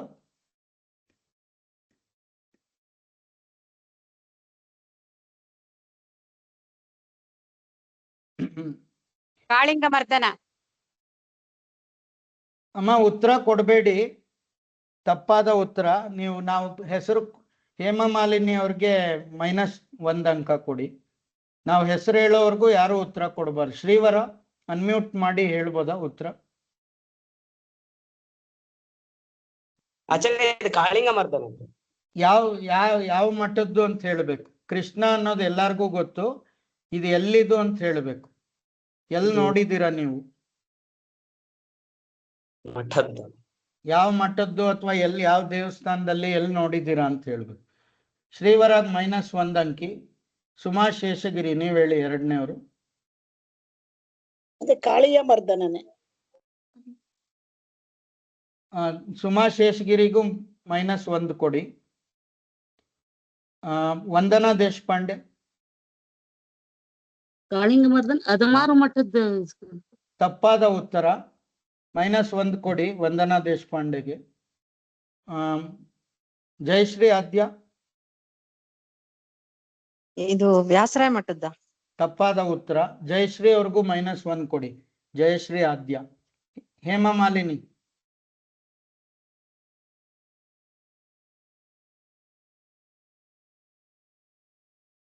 ಧಾತ್ರಿ.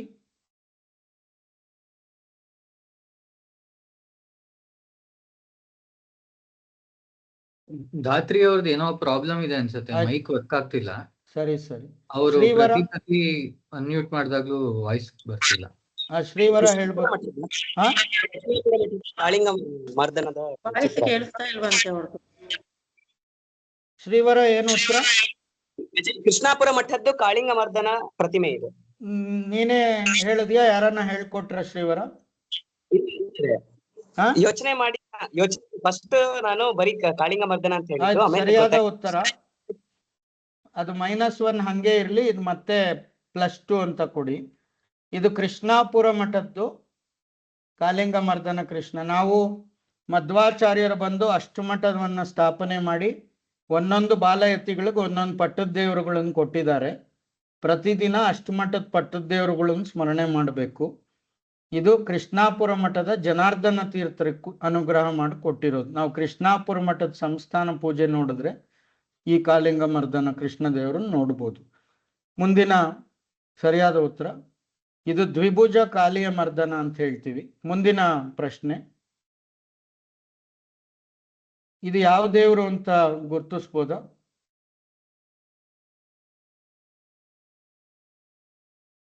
ಹ್ಯಾಂಡ್ ರೈಸ್ ಮಾತ್ರ ಮಾಡಿ, ಯಾರು ಉತ್ತರ ಕೊಡಬೇಡಿ.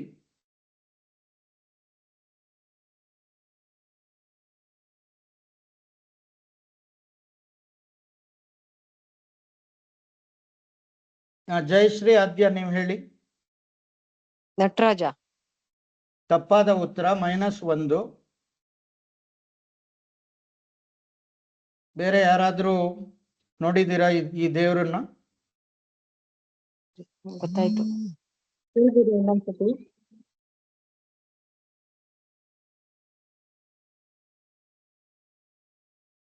ಆಯ್ತು, ಸರಿಯಾದ ಉತ್ತರ ಇದು ಅದಮಾರು ಮಠದ ಚತುರ್ಭುಜ ಕಾಳಿಯ ಮರ್ದನ ಕೃಷ್ಣ ದೇವರು.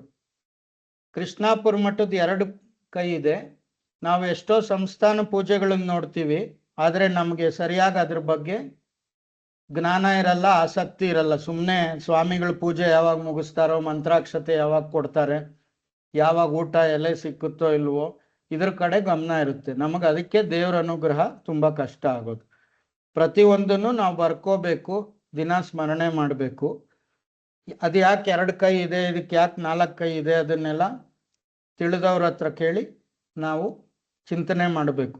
ನಮಗೆ ಮಧ್ವಾಚಾರ್ಯರು ಇಷ್ಟೆಲ್ಲ ಅನುಗ್ರಹ ಮಾಡಿಕೊಟ್ಟಿದ್ದು ಅದು ಯಾವ ದೇವರು ಅಂತನೂ ಗೊತ್ತಿಲ್ಲ ನಮಗೆ. ಮುಂದಿನ ಪ್ರಶ್ನೆ, ಇದು ಯಾವ ಸ್ವಾಮಿಗಳು? ಹ್ಯಾಂಡ್ ರೈಸ್ ಮಾಡಿ. ಈ ಸ್ವಾಮಿಗಳು ಯಾವ ಮಠದವರು, ಇವರ ಹೆಸರೇನು, ಗುರುಗಳು? ಯಾರ್ಯಾರಿಗೆ ಗೊತ್ತು ಎಲ್ಲರೂ ಹ್ಯಾಂಡ್ ರೈಸ್ ಮಾಡಿ. ಮೊದಲು ಸುಮಾ ಶೇಷಗಿರಿ ಅವರು ಮಾಡಿದ್ದಾರೆ. ನೀವು ಉತ್ತರ ಹೇಳ್ಬೋದಾ?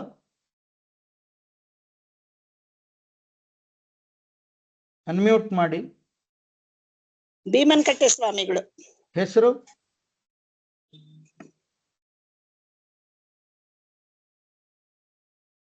ಹೆಸರು ರಘು.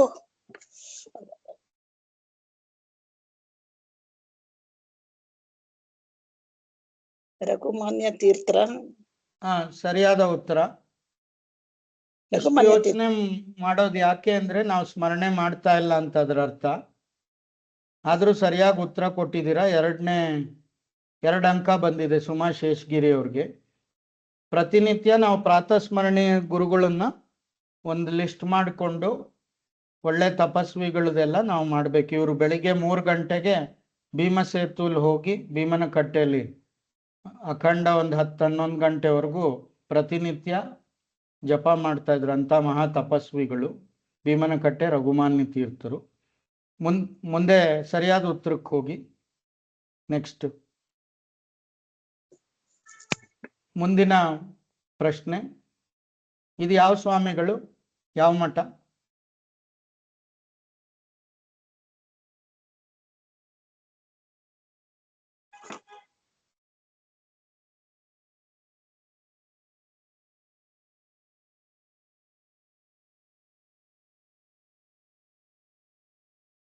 ಯಾರಿಗೂ ಗೊತ್ತಿಲ್ಲ. ಪ್ರತಿಯೊಬ್ಬರಿಗೂ ಇವತ್ತು ವಾದಿರಾಜರು ಬೇಕು. ವಂದನಾ ದೇಶಪಾಂಡೆ ಹೇಳಿ, ಅನ್ಮ್ಯೂಟ್ ಮಾಡಿ. ವಂದನಾ ವಿಶ್ವೇಂದ್ರ ದೇಶಪಾಂಡೆ. ತೀರ್ಥರು ಹಾ,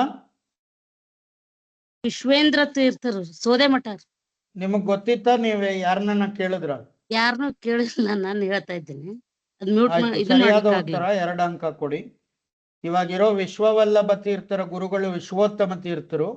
ಅವರಲ್ಲಿ ಚಿಕ್ಕ ಬಾಲಕನಾಗಿ ಅವ್ರ ಮುಂದೆ ಕೂತಿದ್ದಾರೆ, ಪ್ರಾತಸ್ಮರಣೀಯರು. ಮತ್ತೆ ಅವರು ಇವಾಗಿರೋ ವಿಶ್ವವಲ್ಲಭ ತೀರ್ಥರ ಗುರುಗಳು ವಿಶ್ವೋತ್ತಮರು, ಅಲ್ಲಿ ಚಿಕ್ಕ ಹುಡುಗ. ಅವ್ರ ಗುರುಗಳು ವಿಶ್ವೇಂದ್ರ ತೀರ್ಥರು. ಇವರು ರಾಜೇಶ ಹಯಮುಖ ಅಂತ ದೇವ್ರ ನಾಮಗಳನ್ನು ಮಾಡಿದ್ದಾರೆ. ಅವ್ರು ದೊಡ್ಡ ಯೋಗಿಗಳಾಗಿದ್ರು, ತುಂಬಾ ದೊಡ್ಡ ತಪಸ್ವಿಗಳು. ಅವ್ರ ಸ್ಮರಣೆಯನ್ನು ಪ್ರತಿನಿತ್ಯ ಮಾಡಬೇಕು. ನಾವು ವಾದಿರಾಜರ ಅನುಗ್ರಹ ಆಗ್ಬೇಕಾದ್ರೆ ಅವ್ರ ಪೀಠದಲ್ಲಿ ಬಂದಿರೋ ಯತಿಗಳನ್ನ ಸ್ಮರಣೆ ಮಾಡ್ಬೇಕು. ಒಂದೇ ಸತಿ ವಾದಿರಾಜರ ಅನುಗ್ರಹ ಮಾಡಲ್ಲ. ಪ್ರತಿನಿತ್ಯ ಗುರು ಪರಂಪರೆಯನ್ನು ಸ್ಮರಣೆ ಮಾಡಬೇಕು. ಇವರು ಯಾರು ಅಂತಾನೆ ಗೊತ್ತಿಲ್ಲ ಅಂದ್ರೆ ನಾವು ಎಷ್ಟು ಮಾತ್ರ ವಾದಿರಾಜ ಮಠದಲ್ಲಿ ಶ್ರದ್ಧೆ ಇದೆ ಅಂತ ನಮ್ಗೆ ಗೊತ್ತಾಗತ್ತೆ. ಮುಂದಿನ ಪ್ರಶ್ನೆ, ಇದು ಯಾವ ಸ್ವಾಮಿಗಳು? ಹ್ಯಾಂಡ್ ರೈಸ್ ಮಾಡಿ.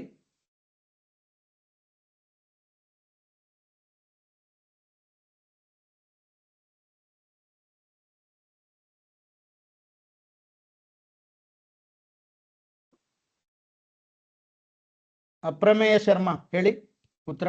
ವಿದ್ಯಾಪ್ರಮೋದ ತೀರ್ಥರು. ತಪ್ಪಾದ ಉತ್ತರ, -1 ಕೊಡಿ ಅಪ್ರಮೇಯ ಶರ್ಮಾಗೆ. ಸ್ಮಿತಾ ಮ್ಯಾಮ್, ನೀವು ಬರ್ಕೋತಾ ಇದ್ದೀರಾ ಮಾರ್ಕ್ಸ್ ಎಲ್ಲ? ಬರ್ಕೊಂತ ಇದೀನಿ. ಸುನಂದಾ ಜೋಶಿ, ನೀವು ಉತ್ತರ ಕೊಡಿ.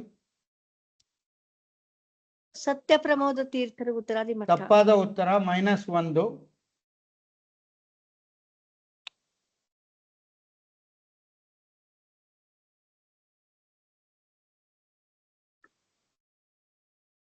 ಸರಿಯಾದ ಉತ್ತರ ತೋರಿಸಿ.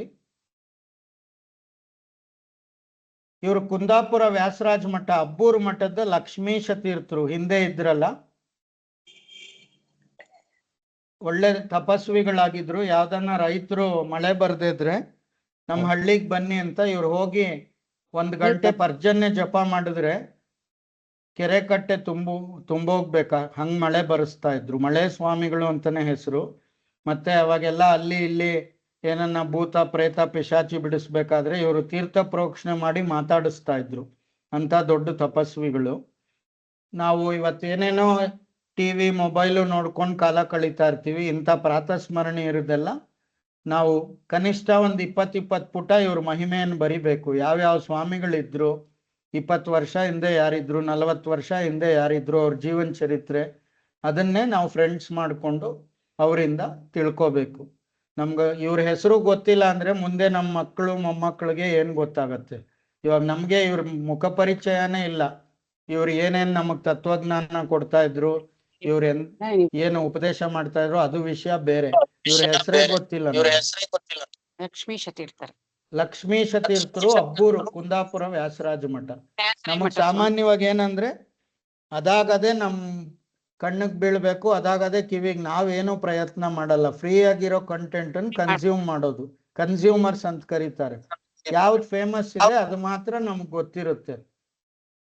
ಇವ್ರು ಪ್ರಚಾರ ಪ್ರಿಯರಲ್ಲ. ಹಂಗಾಗಿ ನಾವೇ ಇವ್ರನ್ನ ಕಷ್ಟಪಟ್ಟು ಹುಡುಕ್ಬೇಕು. ಹೊರಗಡೆ ಯಾವತ್ತೂ ನಮಗ್ ಸುಲಭವಾಗಿ ಸಿಕ್ಕೋದು ಯಾವುದು ಅಲ್ಲಿ ಮಹಿಮೆ ಇರಲ್ಲ. ಶ್ರೀಕೃಷ್ಣ ಪರಮಾತ್ಮ ಇತಿ ಗುಹ್ಯತಮಂ ಶಾಸ್ತ್ರಂ ಇದಮುಕ್ತಂ ಮಯಾನಗಃ ಅಂತ. ಶಾಸ್ತ್ರ ಆಗ್ಬೋದು ಅಥವಾ ಶಾಸ್ತ್ರಕಾರರು ಯಾವತ್ತೂ ಗೌಪ್ಯವಾಗಿ ಅವ್ರು ಸಾಧನೆ ಮಾಡ್ಕೋತಾರೆ. ಏಕಾಂತ ಭಕ್ತರು ಅವರು. ಮುಂದಿನ ಪ್ರಶ್ನೆ, ಗುರುಗಳೇ ಮ್ಯೂಟ್ ಆಲ್ ಮತ್ತು ಬಿಡಿ. ಹಾ, ಎಲ್ಲರೂ ಹ್ಯಾಂಡ್ ರೈಸ್ ಮಾತ್ರ ಮಾಡಿ, ಯಾರು ಉತ್ತರ ಕೊಡ್ಬೇಡಿ. ಇದು ಯಾರು?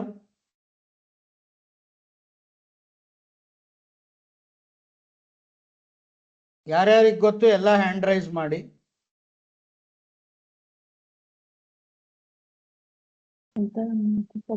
ಯಾರು ಏನು ಮಾತಾಡಬೇಡಿ ದಯವಿಟ್ಟು. ನಾನು ಕರೆಯಕ್ ಮುಂಚೆ ಮಾತಾಡಿದ್ರೆ 5 ಅಂಕಿ ಮೈನಸ್ ಆಗುತ್ತೆ. ಹಾ, ಅಪ್ರಮೇಯ ಶರ್ಮಾ, ನೀವು ಹೇಳಿ. ಪಬ್ಲಿಕ್ ಟಿವಿ ಇದು HV ರಂಗನಾಥ್. ನೋಡಿ, ಇವ್ರು ಎಷ್ಟು ಜನ ಎಲ್ಲಾರ್ಗೂ ಗೊತ್ತು, 8 ಜನ ಕೈ ಎತ್ತಿದ್ದೀರ. ಯಾಕಂದ್ರೆ ಸ್ವಾಮಿಗಳು ಬೇಡ, ನಮಗೆ ಯಾರು ಮಠಾಧಿಪತಿಗಳು ಬೇಡ, ದೇವ್ರು ಬೇಡ, ಪರಂಪರೆ ಬೇಡ, ಇದು ಮಾತ್ರ ಎಲ್ಲಾರ್ಗೂ ಕೈ ಎತ್ತಿಬಿಟ್ರು. ಇವ್ರ ಅನುಗ್ರಹ ತುಂಬಾ ಚೆನ್ನಾಗಿದೆ ಎಲ್ಲಾರ್ಗೂ. ಮುಂದಿನ ಪ್ರಶ್ನೆ, ಇದು ಯಾವ ಮಠ ಇದು? ಎಲ್ಲರೂ 1 ನಿಮಿಷ, ಯಾರಿಗ್ ಗೊತ್ತು ಅವ್ರು ಮಾತ್ರ ಕೈ ಎತ್ತಿ.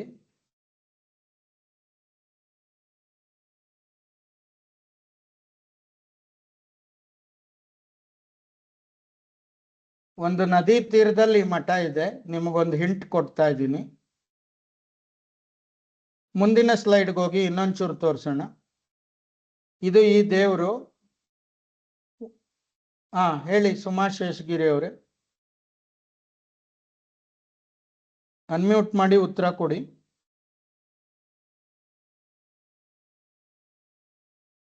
ಹಲೋ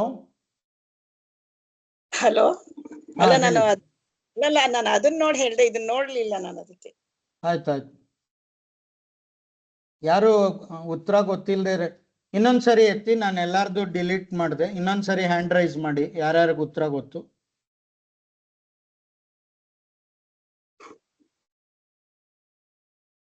ಸುನಂದ ಜೋಶಿ, ನೀವು ಉತ್ತರ ಕೊಡ್ಬೋದು. ಸೋದೆ ವಾದಿರಾಜ ಮಠ. ತಪ್ಪಾದ ಉತ್ತರ, -1. ಸುಮಾ ಶೇಷಗಿರಿ ಮೇಡಮ್, ನೀವು ಹೇಳಿ. ಬಿಚ್ಚಾಲೆ. ತಪ್ಪಾದ ಉತ್ತರ, -1.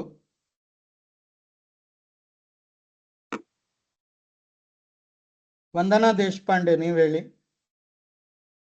ಕೂಟ್ಲಿಗಿ ಆರ್ರೆ ಅಕ್ಷೋಭ ಮಠ ಅಂತ ಅನ್ಸುತ್ತೆ. ತಪ್ಪಾದ ಉತ್ತರ, -1. ವಂದನಾ ದೇಶಪಾಂಡೆ, -1. ಮುಂದಿನ ಸ್ಲೈಡ್ಗೆ ಹೋಗಿ. ವಿಶ್ವನಂದನ ತೀರ್ಥರು ಅಂತ ಬಾಲರಾಮಾಯಣ, ಬಾಲಭಾಗವತ ಎಲ್ಲ ಬರೆದಿದ್ದಾರೆ. ಇವರು ಬಿಡಿ ಸನ್ಯಾಸಿಗಳಾಗಿದ್ರು. ದೇವೇಂದ್ರ ತೀರ್ಥರು ಮುಳಬಾಗ್ಲು ಅವ್ರ ಶಿಷ್ಯರು. ಇವರು ಹನಸೋಗೆ ಅಂತ ಕಾವೇರಿ ತೀರ, ಶ್ರೀರಂಗಪಟ್ಟಣದಿಂದ 1.5 ಗಂಟೆ ಅಲ್ಲಿ ಇವರು ಇಂಡಿಯನ್ ಇನ್ಸ್ಟಿಟ್ಯೂಟ್ ಆಫ್ ಸೈನ್ಸ್ ಅಲ್ಲಿ 2 ಡಿಪಾರ್ಟ್ಮೆಂಟ್ ದೊಡ್ಡ ಪ್ರೊಫೆಸರ್, ಸೈಂಟಿಸ್ಟ್ ಆಗಿದ್ರು. ಒಳ್ಳೆ ವಿರಕ್ತರು. ಚಿಕ್ಕಳಸಂದ್ರದಲ್ಲಿ ರಘುನಂದನಾಚಾರ್ ಅಂತಿದ್ರು. ಅವರು ಮುಂದೆ ಸನ್ಯಾಸತ್ವ ತಗೊಂಡು ವಿಶ್ವನಂದನ ತೀರ್ಥರು ಅಂತ 100 ಶತಾಧಿಕ ಗ್ರಂಥಗಳನ್ನೆಲ್ಲ ಬರೆದು ಕೊಟ್ಟಿದ್ದಾರೆ. ಸುಮಧ್ವ ವಿಜಯ, ಬಾಲರಾಮಾಯಣ, ಬಾಲಮ್ಮ ಮಹಾಭಾರತ, ಬಾಲಭಾಗವತ ಎಲ್ಲ. ನಾವು ಪ್ರತಿಯೊಬ್ಬರು ಮಾದ್ದೂರು ಇಂಥ ಸ್ವಾಮಿಗಳು ಎಲ್ಲ ವಿರಕ್ತರು ಇಂಥವ್ರ ಮಹಿಮೆಯನ್ನು ತಿಳಿದು ಮಕ್ಕಳಿಗೂ ಹೇಳಬೇಕು. ಇವ್ರು ಕೊಟ್ಟಿರೋ ಸಂದೇಶಗಳನ್ನು ತಿಳಿಸ್ಬೇಕು.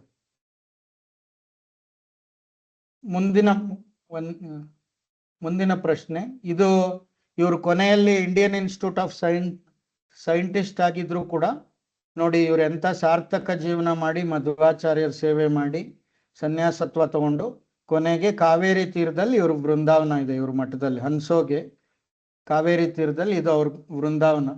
ನಮ್ಗೇನಂದ್ರೆ ನಾವು ಯಾವುದಕ್ಕೂ ಕಷ್ಟಪಡಲ್ಲ. ಪ್ರತಿನಿತ್ಯ 1/2 ಗಂಟೆ ನಾವು ಹೊಸ ವಿಷಯಗಳನ್ನು ತಿಳ್ಕೊತೀವಿ. ಕೊನೆಗೆ 50 ವರ್ಷ ಏನಾಗಿದೆ, ಲಾಸ್ಟ್ 100 ವರ್ಷ ಏನಾಗಿದೆ, ಅದೆಲ್ಲ ನಾವು ಪ್ರತಿನಿತ್ಯ ಹೊಸ ವಿಷಯನ ತಿಳ್ಕೊಬೇಕು. ಎಂತೆಂಥ ವಿದ್ವಾಂಸರುಗಳು, ಸ್ವಾಮಿಗಳು ಬಂದಿದ್ದಾರೆ, ಯಾವ್ಯಾವ ಗ್ರಂಥ ಬರೆದಿದ್ದಾರೆ, ಇದನ್ನ ನಾವು ಒಳ್ಳೆ ಫ್ರೆಂಡ್ಸನ್ನು ಮಾಡ್ಕೊಂಡು ಚರ್ಚೆ ಮಾಡ್ಬೇಕು. ಅವಾಗ ನಾವು ಪ್ರತಿನಿತ್ಯ ಹೆಚ್ಚೆಚ್ಚು ಕಲಿತಾ ಹೋಗ್ಬೋದು. ಮುಂದಿನ ಪ್ರಶ್ನೆ, ಪಾಂಡವರು ಪ್ರತಿಷ್ಠಾಪಿಸಿದ ಪಂಚಮಹಾರುದ್ರ ದೇವಾಲಯಗಳು ಯಾವ ಕ್ಷೇತ್ರದಲ್ಲಿದೆ? ಕರ್ನಾಟಕದಲ್ಲಿ. ಕರ್ನಾಟಕದಲ್ಲಿ 5 ರುದ್ರದೇವರುಗಳು ಪಂಚಪಾಂಡವರು ಪ್ರತಿಷ್ಠೆ ಮಾಡಿರೋದು ಎಲ್ಲಿದೆ? ಯಾರ್ಯಾರು ಗೊತ್ತು ಎಲ್ಲರೂ ಹ್ಯಾಂಡ್ ರೈಸ್ ಮಾಡಿ.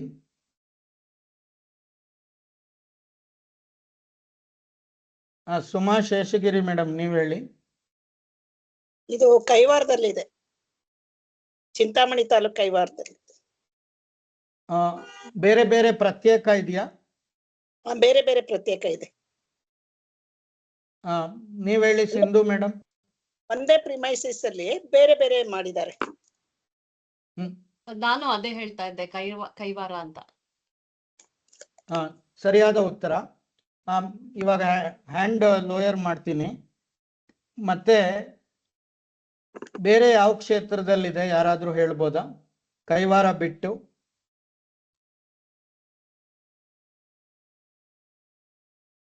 ಸಂದೀಪ್ ಹೇಳಿ. ಭೀಮನ್ಕಟ್ಟೆ. ಸರಿಯಾದ ಉತ್ತರ. ಆದ್ರೆ ನೀವು ಇಲ್ಲಿ ಆರ್ಗನೈಸರ್ ಆದ್ರಿಂದ ನಿಮ್ಗೆ ಯಾವುದೇ ಅಂಕ ಇಲ್ಲ. ಮುಂದಿನ ಇದಕ್ಕೆ ಹೋಗಿ. ನಾವೆಲ್ಲ ಹಿಂದೆ ದೂರ್ವಾಸಪುರ ಅಂತ, ದೂರ್ವಾಸರ ಪರಂಪರೆ ನಾವು ಹೇಳ್ತೀವಲ್ಲ, ಸನಕಾದಿಗಳು, ಚತುರ್ಮುಖ ಬ್ರಹ್ಮದೇವರು, ಸನಕಾದಿಗಳು, ಹಂಗೆ ದೂರ್ವಾಸರು, ಕೈವಲ್ಯ ತೀರ್ಥರು, ಹಂಗ 5000 ವರ್ಷ ದ್ವಾಪರ ಯುಗದಿಂದ ಅವಿಚ್ಛಿನ್ನವಾಗಿ ಅಚ್ಯುತ ಪ್ರೇಕ್ಷಾಚಾರ ಪರಂಪರೆ ಬಂದು ಅಲ್ಲಿ ಮಧ್ವಾಚಾರ್ಯರು ಅವರಿಂದ ಆಶ್ರಮ ತಗೊಂಡು ತತ್ವವಾದವನ್ನ ಸ್ಥಾಪನೆ ಮಾಡಿದ್ದು. ಮುಂದಿನ ಸ್ಲೈಡ್ಗೆ ಹೋಗಿ. ಇಲ್ಲಿ ಪಂಚಪಾಂಡವರು ಪ್ರತಿಷ್ಠೆ ಮಾಡಿರೋ 5 ಸುಂದರ. ಇದು ನೋಡಿ, ಉಮಾಮಹೇಶ್ವರ ಧರ್ಮರಾಜನಿಂದ ಪ್ರತಿಷ್ಠೆ ಮಾಡಿರೋ ದೇವಸ್ಥಾನ. ಇಲ್ಲಿ ಭೀಮನಕಟ್ಟೆ ಇದೆ, ಭೀಮಸೇನ್ ದೇವರು ಅಲ್ಲಿ ದ್ರೌಪದಿ ಹೇಳಿದ್ದಕ್ಕೆ ಅಲ್ಲಿ ಜನಗಳಿಗೆ ಅನುಕೂಲ ಮಾಡ್ಕೊಡಕ್ಕೆ ಒಂದು ಡ್ಯಾಮ್ ಕಟ್ಟಿದ್ದಾರೆ. ಅದೇ ಭೀಮನಕಟ್ಟೆ ಮಠ, ಮೂಲ ಮಠ. 5000 ವರ್ಷದಿಂದ ಜನಮೇಜಯ ರಾಜರು ಕೈವಲ್ಯ ತೀರ್ಥರು ಕೊಟ್ಟಿರುವಂತ ಮೂಲ ಮಠ ಇದು. ಇಲ್ಲಿ ಭೀಮೇಶ್ವರ, ಭೀಮಸೇನ್ ದೇವರು ಪ್ರತಿಷ್ಠೆ ಮಾಡಿರೋದು ಇದು. ಮುಂದಿಂದು ಇದು ಗಂಗಾಧರೇಶ್ವರ ಅರ್ಜುನ ಪ್ರತಿಷ್ಠೆ ದೇವಸ್ಥಾನ. ಭವಾನಿ ಶಂಕರ ದೇವಾಲಯ ನಕುಲ ಪ್ರತಿಷ್ಠಾಪಿತ.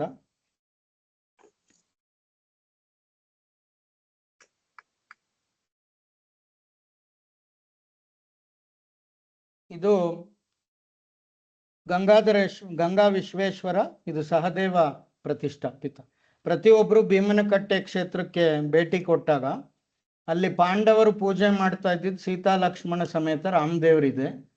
ಅಂದ್ರೆ ಹೇಗೆ ರಾಮಾಯಣ ಕಾಲದಿಂದ ಹನುಮಂತ ದೇವರಿಂದ ಭೀಮಸೇನ್ ದೇವರಿಗೆ ಹಸ್ತಾಂತರ ಆಯ್ತು, ಮತ್ತೆ ಪಾಂಡವರಿಂದ ನಮ್ಮ ಯತಿ ಪರಂಪರೆ ಮುಂದೆ ಎಲ್ಲ ಮಣಿಮಂತ ಮೊದಲಾದ ಅತಿ ದುರಾತ್ಮರು 21 ಕುಭಾಷ್ಯಗಳನ್ನು ರಚನೆ ಮಾಡ್ತಾರೆ. ಅದಕ್ಕೆಲ್ಲ ಮಧ್ವಾಚಾರ್ಯರು ಬಂದು ಗ್ರಂಥ ರಚನೆ ಮಾಡಿ ನಮ್ಗೆಲ್ಲ ಒಳ್ಳೆ ವೇದವ್ಯಾಸ ಮತವನ್ನು ಸ್ಥಾಪನೆ ಮಾಡ್ತಾರೆ ಅಂತ ಬರುತ್ತೆ.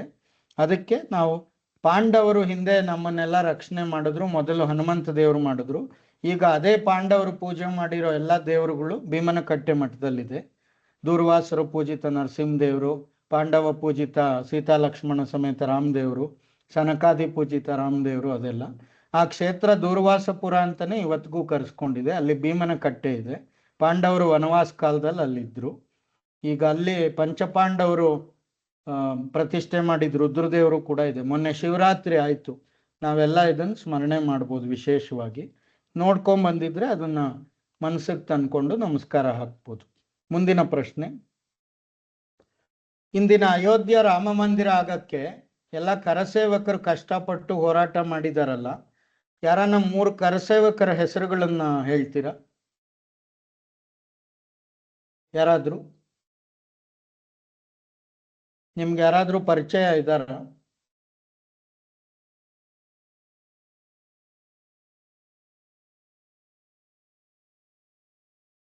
ವಂದನಾ ದೇಶಪಾಂಡೆ ಮೇಡಮ್, ನೀವ್ ಹೇಳಿ.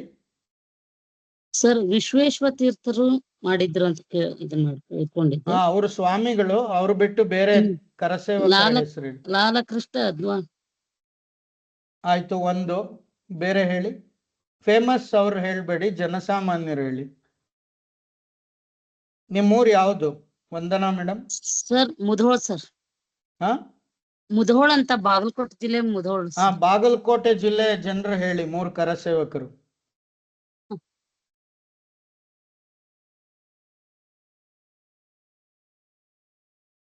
ನೋಡಿ, ನಮ್ಗೆಲ್ಲರಿಗೂ ರಾಮ ಬೇಕು, ರಾಮಾಯಣ ಬೇಕು, ರಾಮ ಮಂದಿರ ಬೇಕು. ಆದ್ರೆ ನಾವು ಸ್ವಯಂ ಸುನಂದಾ ಜೋಶಿ ಅವರೇ, ನೀವು ಹೇಳಿ ಉತ್ತರ.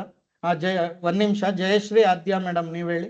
ಇಲ್ಲಿ ನಮ್ಮನೆ ಹತ್ರ ಜಯತೀರ್ಥ ಕಟ್ಟಿ ಅಂತ ಇದ್ರು, ಅವರ ಹಾ. ತಮ್ಮ ರೀಸೆಂಟ್ ಆಗಿ ಹೋದ್ರು, ಹಾ. ಅವ್ರೊಬ್ರು ಮಾಡಿದ್ರು. ಮತ್ತೆ ನಮ್ಮನೆ ಹತ್ರ ಮುಂಚೆ ಪದ್ಮನಾಭ ನಗರದಲ್ಲಿ ಒಬ್ಬ ರಂಗನಾಥ್ ಅಂತ ಹುಡುಗ ಇದ್ದ, ಅವ್ರು ಹೋಗಿದ್ದನ್ನ ನಾವು ನೋಡಿದ್ಯಾ, ಪಾರ್ಟಿಸಿಪೇಟ್ ಮಾಡಿದ್ದನ್ನ. ಹಾ, ಅವರು ನಿಮ್ಮನೆ ಹತ್ರ ಈಗ್ಲೂ ಇದ್ದಾರಾ? ಈಗಿಲ್ಲ, ಅವ್ರು ಹೋಗ್ಬಿಟ್ಟ ಆತ ಹುಡುಗ. ಸರಿ ಸರಿ. ಇಬ್ರು ಹೋಗ್ಬಿಟ್ರು, ಇಬ್ರು ಇಲ್ಲ. ಹಾ ಹಾ. ಆಕ್ಚುಲಿ ಅವ್ನ್ ಸಣ್ಣವನಿದ್ದಾನೆ ಹೋಗ್ಬಿಟ್ಟ, ಇವ್ರ ವಯಸ್ಸಾಗಿತ್ತು, ಇವ್ರು ಹೋದ್ರು.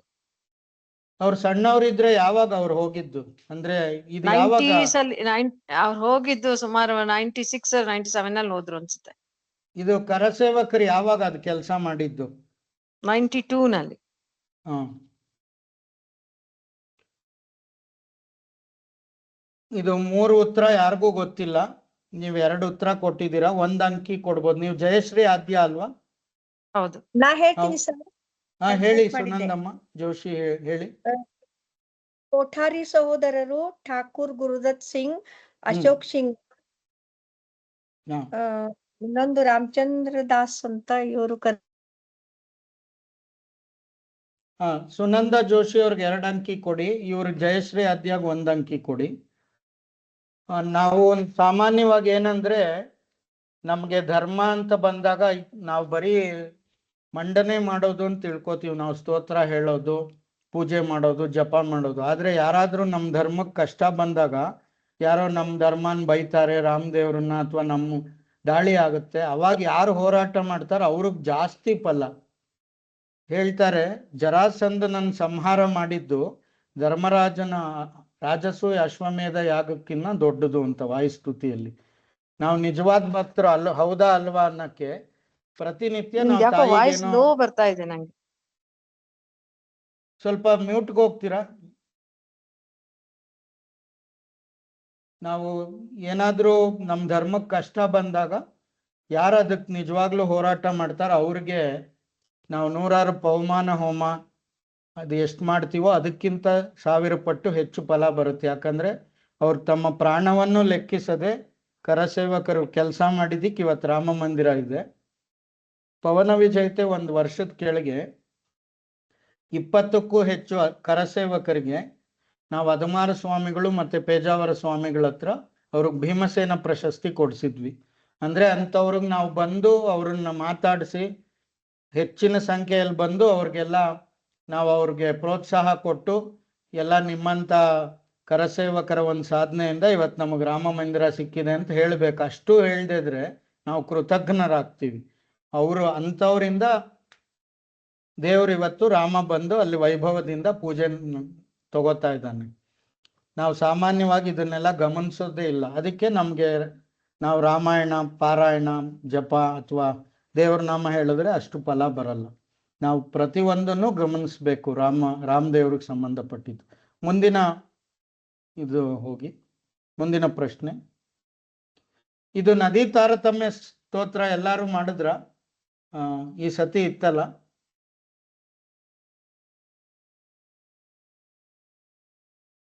ಇದು ಯಾರು ಮಾಡಿರೋದು ಹೇಳಿ? ಇದು ಪ್ರಶ್ನೆ ಅಲ್ಲ, ಇದು ಸುಮ್ಮನೆ ಹೆಡ್ಲೈನು. ಮುಂದೆ ಪ್ರಶ್ನೆ ಬರುತ್ತೆ. ನದಿ ತಾರತಮ್ಯ ಸ್ತೋತ್ರ ರಾಘವೇಂದ್ರ ಸ್ವಾಮಿಗಳು ಮಾಡಿದ್ದು ಯಾರ್ಯಾರನ್ನು? ಈ ಸತಿ ಜೂನಿಯರ್ಸ್ಗೆ ಟಾಪಿಕ್ ಇತ್ತಲ್ಲ, ಯಾರಾದ್ರೂ ಪಾರಾಯಣ ಮಾಡಿದ್ದೀರಾ? ಇದು ಪ್ರಶ್ನೆ ಅಲ್ಲ. ಇದು ಯಾರ್ಯಾರು ಇದನ್ನ ಓದಿದ್ದೀರಾ? ಕೈ ಎತ್ತಿ.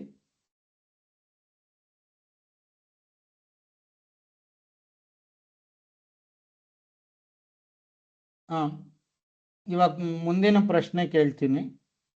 ಸಾಕಷ್ಟು ಜನ ಮಾಡಿದ್ದಾರೆ. ಇವಾಗ ಮುಂದಿನ ಸ್ಲೈಡ್ಗೆ ಹೋಗಿ. ಇದು ಯಾವ ನದಿ ಅಂತ ಹೇಳ್ಬೋದಾ?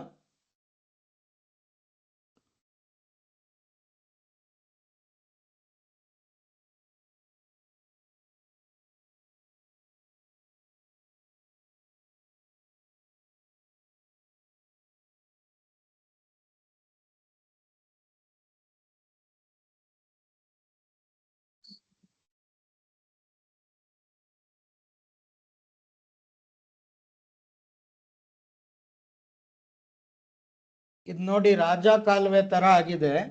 ವೃಷಭಾವತಿ ನದಿ ಗಾಳಿ ಆಂಜನೇಯ ಸ್ವಾಮಿ ಸನ್ನಿಧಾನ ವ್ಯಾಸರಾಜರು ಪ್ರತಿಷ್ಠೆ ಮಾಡಿರೋದು ಬೆಂಗಳೂರಲ್ಲಿದೆ, ಮೈಸೂರು ರೋಡಲ್ಲಿ.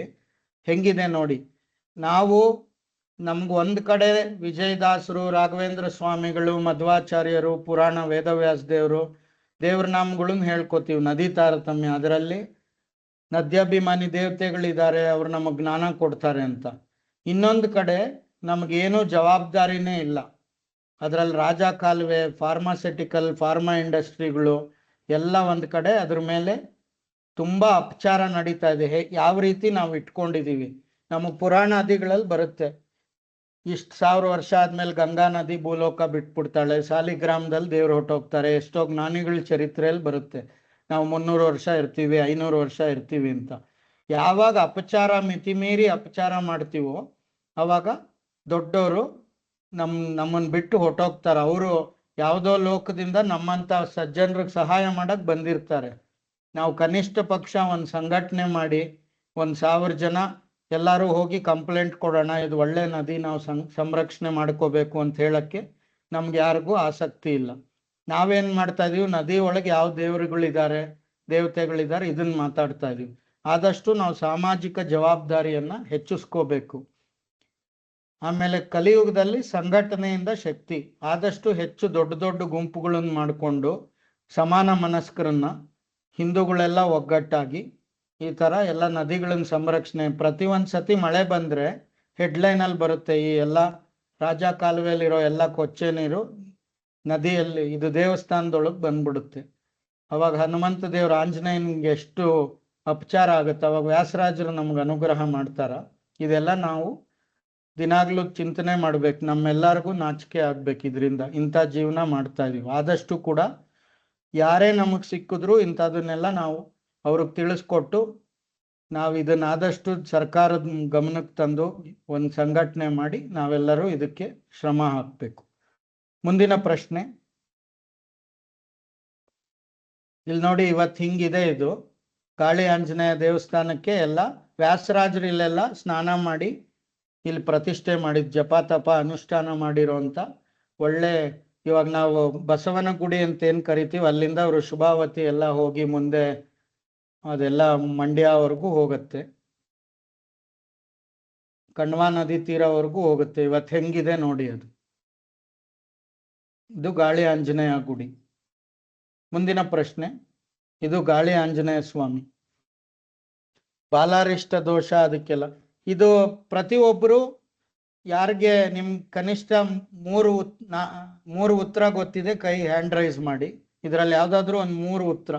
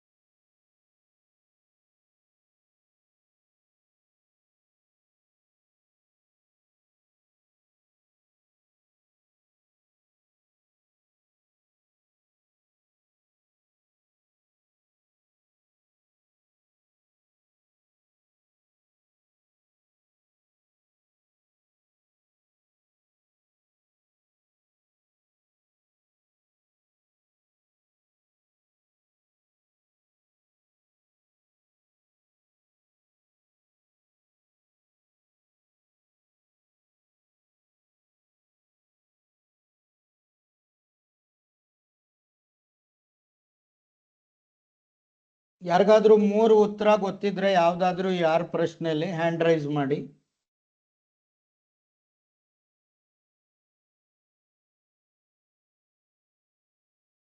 ಇನ್ನೊಂದು 30 ಸೆಕೆಂಡ್ ಕಾಲಾವಕಾಶ ಇರುತ್ತೆ.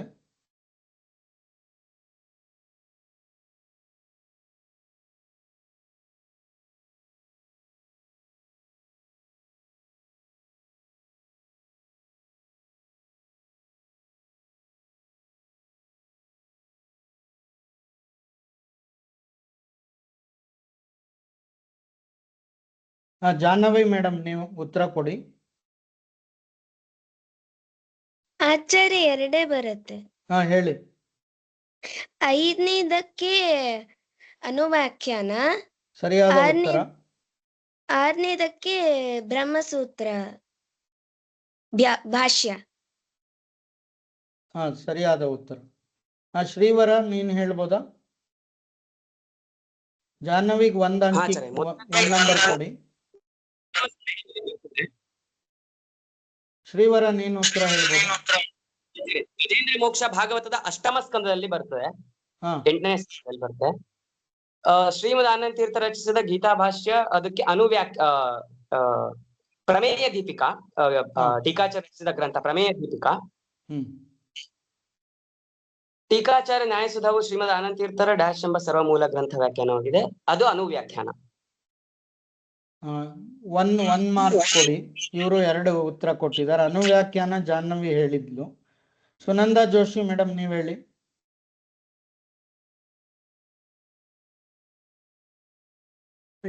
ಗಜೇಂದ್ರ ಮೋಕ್ಷ 8ನೇ ಸ್ಕಂದ. ಆಮೇಲೆ 4ನೇದ್ದು ಅಣುಭಾಷ್ಯ ರಾಘವೇಂದ್ರ ಸ್ವಾಮಿ ತೀರ್ಥರದು ತತ್ವಮಂಜರಿಯ ಅಣುಭಾಷ್ಯ. ಸರಿಯಾದ ಉತ್ತರ. ಸುನಂದಾ ಜೋಶಿಗ್ 1 ಅಂಕಿ ಕೊಡಿ. ತತ್ವಮಂಜರಿ ಅಣುಭಾಷ್ಯ ಎಂಬ ಸರ್ವಮೂಲ ಗ್ರಂಥಕ್ಕೆ ಟಿಪ್ಪಣಿ. ವಂದನಾ ದೇಶಪಾಂಡೆ ನೀವ್ ಹೇಳಿ. ಸುನಂದಾ ಜೋಶಿ ನಿಮ್ದು ಆಯ್ತಾ? ಇನ್ನೂ ಹೇಳ್ತೀರಾ ನೀವು? 1 ನಿಮಿಷ. ಎಲ್ಲ ಆನ್ಸರ್ ಹೇಳಿದ್ರಿ ನೀನು. ನಾವು ಎಲ್ಲಾ ಉತ್ತರ ಆಗಿದೆ ಅನ್ಸುತ್ತೆ. ನಾವು ಭಾಗವತ ಪ್ರತಿ ಸತಿ ಕೇಳ್ತಾ ಇರ್ತೀವಿ.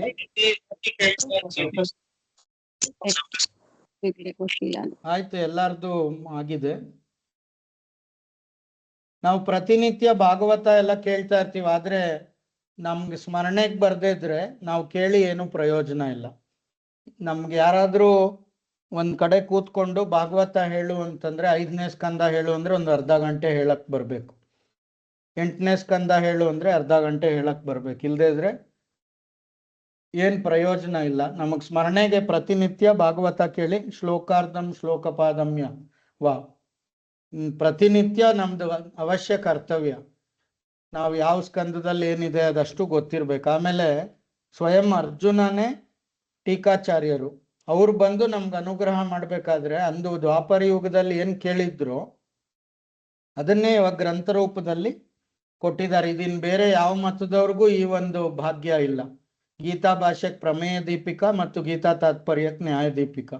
ನಾವು ಟೀಕಾರಾಯರ ಆರಾಧನೆಗಳು ಅದಕ್ಕೆಲ್ಲ ಹೋಗ್ತಾ ಇರ್ತೀವಿ, ಆದ್ರೆ ಅವ್ರು ಯಾವ ಗ್ರಂಥ ಬರ್ದಿದ್ದಾರೆ, ಏನ್ ಸಂದೇಶ ಕೊಟ್ಟಿದ್ದಾರೆ ಅದನ್ನ ನಾವು ವಿದ್ವಾಂಸರ ಹತ್ರ ಮನೆಯಲ್ಲಿ ಅವ್ರ ಪ್ರವಚನಗಳನ್ನು ಇಡಿಸ್ದೇ ಇದ್ರೆ ಅವಾಗ ಅವ್ರಿಗಿದು ಯಾರಿಗೂ ಬೇಕಾಗಿಲ್ಲಪ್ಪ ಅಂತ ಅವರು ಪರಧರ್ಮಕ್ಕೆ ಕೊಟ್ಟೋಗ್ತಾರೆ. ಆದಷ್ಟು ನಾವು ಹೆಚ್ಚು ಪ್ರವಚನಾದಿಗಳನ್ನ ಎಲ್ಲ ಇಡಿಸ್ತಾ ಇದ್ರೆ ಅವಾಗ ಈ ಒಂದು ಕೆಲ್ಸಕ್ಕೂ ತುಂಬಾ ಸ್ಕೋಪ್ ಇದೆ ಅಂತ ಹೆಚ್ಚು ಜನ ವಿದ್ಯಾರ್ಥಿಗಳು ವಿದ್ಯಾಪೀಠಕ್ಕೆ ಸೇರ್ತಾರೆ. ತನ್ಮೂಲಕ ಜ್ಞಾನ ಕಾರ್ಯಗಳಾಗಿ ಮಧ್ವಾಚಾರ್ಯರ ಶಾಸ್ತ್ರ ಸಂಪ್ರದಾಯ ಉಳಿಯುತ್ತೆ.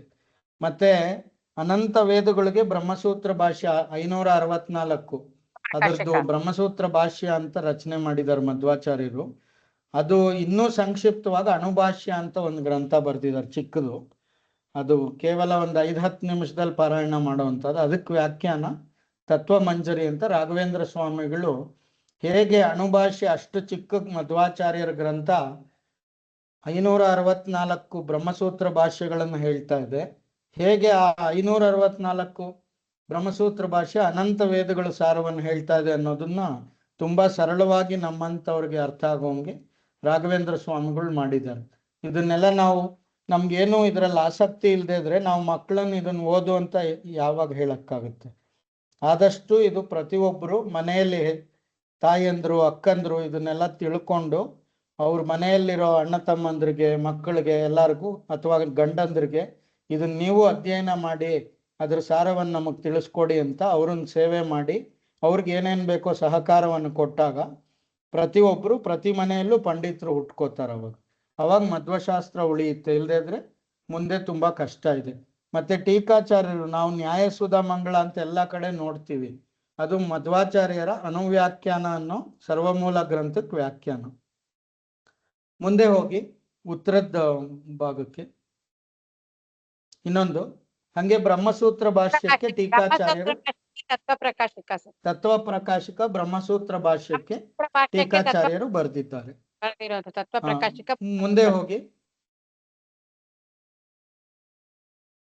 ನಾವು ಪ್ರಾಣಿ ದಯೆ ಅಂತ ಎಲ್ಲ ಇವಾಗ ಇವತ್ತಿನ ಪ್ರಶ್ನೋತ್ತರ ಪವನ ವಿಜೇತದ ಮುಗ್ದಿದೆ. ನಾವಿವಾಗ ಪ್ರಾಣಿ ದಯೆ ಅಂತ ಎಲ್ಲಾ ಕಡೆ ನೋಡ್ತೀವಲ್ಲ, ಇವಾಗ ಒಂದು 2 ನಿಮಿಷ ನಾನೊಂದು ಕಥೆಯನ್ನ ಹೇಳ್ತೀನಿ, ರಾಮಾಯಣದ ಕತೆ. ಅದರಲ್ಲಿ ಏನ್ ನಿಮ್ಗೆ ಅನ್ಸುತ್ತೆ, ಅದರಲ್ಲಿ ನಮ್ಮ ನಿತ್ಯ ಜೀವನಕ್ಕೆ ನಾವು ಏನು ರಾಮದೇವ್ರ ಮಹಿಮೆಯನ್ನ ನಾವು ತಿಳ್ಕೊಬೋದು ಅನ್ನೋದನ್ನ ಪ್ರತಿಯೊಬ್ರು 1 ಅಥವಾ 2 ಸಾಲಲ್ಲಿ ಹೇಳಿ. ನಾವಿವತ್ತೆಲ್ಲ BMTC KSRTC ಬಸ್ಗಳನ್ನ ನೋಡಿದ್ರೆ ಪ್ರಾಣಿ ದಯೆ ಮಾಡಿ ಅಂತ ನಾವು ನೋಡ್ತಾ ಇರ್ತೀವಿ. ರಾಮಾಯಣ ಕಾಲದ ರಾಮರಾಜ್ಯ ಹೇಗಿತ್ತು ಅನ್ನಕ್ಕೆ ಒಂದು ಕತೆ ಬರುತ್ತೆ ರಾಮಾಯಣದಲ್ಲಿ. ಒಂದ್ಸತಿ ಎಕ್ಸಾಂಪಲ್ ಒಂದು ನಾನು ಕೊಡಬಲ್ಲೆ. ಹಾ ಕೊಡಬಲ್ಲೆ ಬೇಕಾರೆ. ಎಲ್ಲರೂ ಅದು ನೆನಪು example. ಹೋಗಿ. ಒಂದ್ಸತಿ ಒಂದು ಸನ್ಯಾಸಿ ಆದವರು ಒಂದು ನಾಯಿಗೆ ಸುಮ್ನೆ ಒಂದು ಬೆತ್ತ ತಗೊಂಡು ಹೊಡಿತಾರೆ. ಆ ನಾಯಿ ಹೋಗಿ ರಾಮದೇವ್ರ ದರ್ಬಾರಲ್ಲಿರೋ ನ್ಯಾಯ ದೇವ್ರದ್ ಗಂಟೆ, ಹಿಂದಿನ ಕಾಲದಲ್ಲೆಲ್ಲ ಒಂದು ಗಂಟೆ ಕಟ್ಟಿರೋರು, ಅದನ್ನ ನಾಯಿ ಗಂಟೆ ಹೊಡೆಯುತ್ತೆ. ಅವಾಗ ರಾಮದೇವ್ರು ಆ ನಾಯಿನ ಒಳಗ್ ಬಿಡಿ, ನ್ಯಾಯ ಕೇಳಕ್ ಬಂದಿದೆ ಅಂತ ಕರೆಸ್ತಾರೆ. ನಿಮ್ಗೇನ್ ಅನ್ಯಾಯ ಆಗಿದೆ ಹೇಳು ಅಂತಂದಾಗ ಆ ಬೇರೆ ಯುಗದಲ್ಲೆಲ್ಲ ಮಾತಾಡ್ತಾ ಇದ್ವು ಪ್ರಾಣಿಗಳು. ಅವಾಗ ನನಗೆ ಸುಮ್ನೆ ಒಬ್ರು ಸ್ವಾಮಿಗಳು ಸನ್ಯಾಸಿ ಆದವರು ಸುಮ್ನೆ ಚೇಷ್ಟೆ ಮಾಡಕ್ ಹೊಡೆದಿದ್ದಾರೆ ಅಂತ ಹೇಳ್ತಾರೆ. ಅವಾಗ ಆ ಸನ್ಯಾಸಿನ ಕರೆದು ಕೇಳ್ತಾರೆ, ನೀನ್ ಹಿಂಗ್ ಮಾಡಿದ್ಯಾ ಅಂದ್ರೆ ಹೌದು ನಾನ್ ಹೊಡೆದೆ, ಅದಕ್ಕೆ ಸುಮ್ನೆ ಹೊಡೆದೆ, ಏನೋ ಅದು ತಪ್ಪು ಮಾಡಿಲ್ಲ ಅಂತ. ಅವಾಗ ರಾಮದೇವ್ರ ನಾಯಿನ ಕೇಳ್ತಾರೆ, ನೀನೇ ಹೇಳು ಇವ್ರಿಗೇನ್ ಶಿಕ್ಷೆ ಕೊಡ್ಬೇಕು ಅಂತ.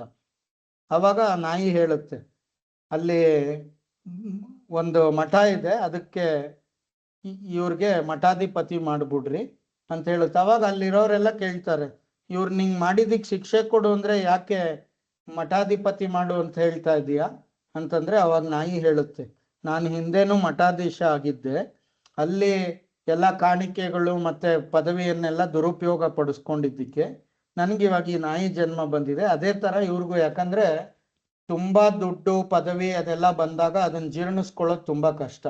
ಕಾಮ ಕ್ರೋಧ ಲೋಭ ಮೋಹ, ಅಷ್ಟು ಸಂಪತ್ತು ಅಷ್ಟು ಗೌರವ ಎಲ್ಲ ಬಂದಾಗ ಅದನ್ನ ಸರಿಯಾದ ರೀತಿಯಲ್ಲಿ ದೇವರ ಸೇವೆಗೆ ವಿನಿಯೋಗ ಮಾಡೋದು ತುಂಬಾ ಕಷ್ಟ, ಎಲ್ಲರ ಕೈಯಲ್ಲೂ ಸಾಧ್ಯ ಇಲ್ಲ.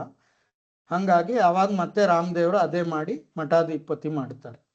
ಈ ಒಂದು ರಾಮದೇವ್ರ ಕಥೆಯಲ್ಲಿ ಇವಾಗ ಪ್ರತಿಯೊಬ್ರು ಹೇಳಿ ನಿಮಗೇನೇನು ಇದ್ರಲ್ಲಿ ರಾಮದೇವ್ರ ಮಹಿಮೆ ಕಾಣಿಸ್ತು ಅಂತ ಹೇಳಿ. ನಾವು ನೆಕ್ಸ್ಟ್ 2 ರಿಂದ 3 ನಿಮಿಷ ನಿಮಗೆ ಚಾನ್ಸ್ ಕೊಡ್ತೀವಿ, ಆಮೇಲೆ ಈ ಒಂದು ಚಿಂತನೆಯನ್ನ ಮುಗಿಸೋಣ. ಇದು ರಾಮದೇವರ ನವರಾತ್ರ ಉತ್ಸವ ಆದ್ರಿಂದ ಇದು ರಾಮಾಯಣದ ಒಂದು ಕತೆ.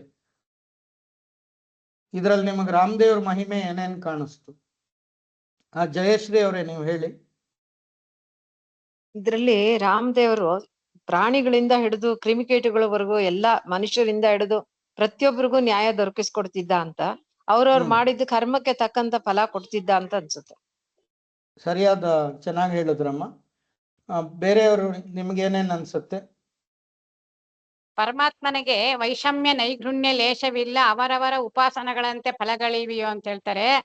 ಅಪ್ಪ ಅದು ಪ್ರಾಣಿ ಆಗ್ಲಿ ಮನುಷ್ಯ ಆಗ್ಲಿ ಯಾರೇ ಆಗ್ಲಿ ಪರಮಾತ್ಮಂಗ್ ವೈಷಮ್ಯ ಇಲ್ಲ. ಕೆಟ್ಟ ಕೆಲಸ ಮಾಡಿದ್ದಾರೆ ಅಂತಂದ್ರೆ ಅವ್ರಿಗೆ ಶಿಕ್ಷೆ ಕೊಡ್ಬೇಕು ಅಷ್ಟೇ. ಸಜ್ಜನರನ್ನು ಉದ್ಧಾರ ಮಾಡ್ಬೇಕು, ದುರ್ಜನರಿಗೆ ಶಿಕ್ಷೆ ಕೊಡ್ಬೇಕು ಅಷ್ಟೇ ಪರಮಾತ್ಮನ ಎಲ್ಲಾ ಯುಗಗಳಲ್ಲೂ ಪರಮಾತ್ಮಂದ ಅಷ್ಟೇ ಅಷ್ಟೇ ಇರುತ್ತೆ ಆಚಾರ್ಯ. ಅದರಿಂದ ಅದಕ್ಕೆ ಪ್ರಾಣಿ ಆದ್ರೂ ಕೂಡ ಅದಕ್ಕೆ ಯಾರಿಗೂ ನೋವು ಉಂಟು ಮಾಡಬಾರ್ದು.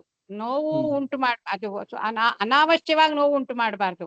ಇವಾಗ ಅದೇನು ತಪ್ಪು ಮಾಡದೇ ಇದ್ರು ಅದು ಕೊಡ್ದಿದ್ದಾನೆ ಅಂದ್ರೆ ಅದು ದೊಡ್ಡ ಅಪರಾಧ. ಏನನ್ನ ತಪ್ಪು ಮಾಡಿದವ್ರಿಗೆ ಶಿಕ್ಷೆ ಕೊಡುವಂತದ್ದು ಸಹಜ. ಏನೋ ತಪ್ಪು ಮಾಡಿದ್ರೆ ನಾವಿಂತ ಶಿಕ್ಷೆ ಕೊಟ್ವಿ, ಅದೇನು ತಪ್ಪು ಮಾಡದೆ ಒಂದು ಸನ್ಯಾಸಿಗಳ ಸ್ಥಾನ, ಸನ್ಯಾಸಿಗಳು ಅಂದ್ರೆ ಸಮ್ಯಕ್ನಾಸ ಅಂದ್ರೆ ಎಲ್ಲಾ ಬಿಟ್ಟವರು ಅಂತ ಬಿಟ್ಟವರು ಕೂಡ ಸುಮ್ನೆ ಒಂದ್ ಪ್ರಾಣಿನ ಹೊಡೆದಿದ್ದಾನೆ ಅಂತಂದ್ರೆ ಅದು ತುಂಬಾ ದೊಡ್ಡ ಅಪರಾಧ ಅಂತ ಪರಮಾತ್ಮನ ದೃಷ್ಟಿಲಿ ಅಪರಾಧ ಆಗಿ, ಅದಕ್ಕೆ ಅದಕ್ಕೆ ಯಾರು ಅನ್ಯಾಯಕ್ಕೊಳಗಾಗಿದಾರೋ ಅವ್ರನ್ನೇ ಕೇಳ್ತಾನೆ ದೇವ್ರು. ನೀನ್ ಏನ್ ಶಿಕ್ಷೆ ಕೊಡು ಅಂತೀಯಾ, ನಿನ್ಗೆ ಅನ್ಯಾಯ ಸುಮ್ನೆ ಅನ್ಯಾಯ ಆಗಿದ್ಯಲ್ವಾ, ನೀನೇನ್ ಶಿಕ್ಷೆ ಕೊಡು ಅಂದ್ರೆ ಅದ್ ಕೊಡ್ತೀನಿ ಅಂತ. ಅದಕ್ಕೆ ಅದು ಪರಮಾತ್ಮ ಸರಿಯಾಗಿ ಚೆನ್ನಾಗಿ ಹೇಳಿದ್ರಮ್ಮ. ಹಾ, ಚೆನ್ನಾಗಿ ಹೇಳಿದ್ರಿ. ಮುಂದೆ ಸುನಂದಾ ಜೋಶಿ ಮ್ಯಾಮ್ ನೀವ್ ಹೇಳಿ. ಇದು ಪ್ರತಿಯೊಬ್ರು ಹೇಳಿ ಒಂದೊಂದ್ ಲೈನು, ಇದ್ರಲ್ಲಿ ಏನು ಮಾರ್ಕ್ಸ್ ಏನು ಇಲ್ಲ. ನೀವು ನಿಮಗ್ ಮನ್ಸಿಗೆ ಏನೇನ್ ಬರುತ್ತೆ ಅದ್ ಹೇಳಿ. ಸುನಂದಾ ಜೋಶಿ ನೀವ್ ಹೇಳಿ. ರಾಮನು ಸದಾ ಸಹನೆಯಿಂದ ದಯಾಮಯದಿಂದ ಇರುವ ದೇವರವರು. ಅವ್ರು ಎಲ್ಲ ಸಣ್ಣ ಪ್ರಾಣಿಯಿಂದ ಕ್ರಿಮಿಕೀಟ ಹಿಡಿದು ದೊಡ್ಡ ಪ್ರಾಣಿಯ ತನಕ ಅವನು ಪೂರ್ಣ ದಯಾ ತೋರಿಸಿದ್ದಾನೆ ಅವನು ಈ ರಾಮಾಯಣದಲ್ಲಿ. ಆಮೇಲೆ ಸಹನೆಯಿಂದ ಇದ್ದು ಯಾವುದೇ ಒಂದು ಪ್ರಾಣಿಗೆ ದುಃಖವಾಗದಂತೆ ನೋಡಿಕೊಂಡವನು ಅವನು. ಅದರಿಂದ ನಾವು ರಾಮನಂತೆ ಏನೇ ಕಷ್ಟ ಬಂದ್ರು, ಏನೇ ದುಃಖ ಬಂದ್ರು ನಾವು ಸಹನೆಯಿಂದ ತಾಳಿಕೊಂಡು ದೇವರು ಕೊಟ್ಟ ಕಷ್ಟ ಸುಖಗಳನ್ನು ಇದು ಮಾಡಿ ನಾವು ದೇವರದಲ್ಲಿ ನೋಡ್ಕೊಂಡು ಇರ್ಬೇಕು ಅಂತ ಒಂದು ನಾವು ರಾಮನಿಂದ ಕಲ್ತದ್ದು ಗುಣ. ಚೆನ್ನಾಗಿ ಹೇಳಿದ್ರಮ್ಮ. ಥ್ಯಾಂಕ್ಸ್. ಹಾ, ಸಿಂಧು ಮೇಡಮ್ ನೀವ್ ಹೇಳ್ಬೋದಾ?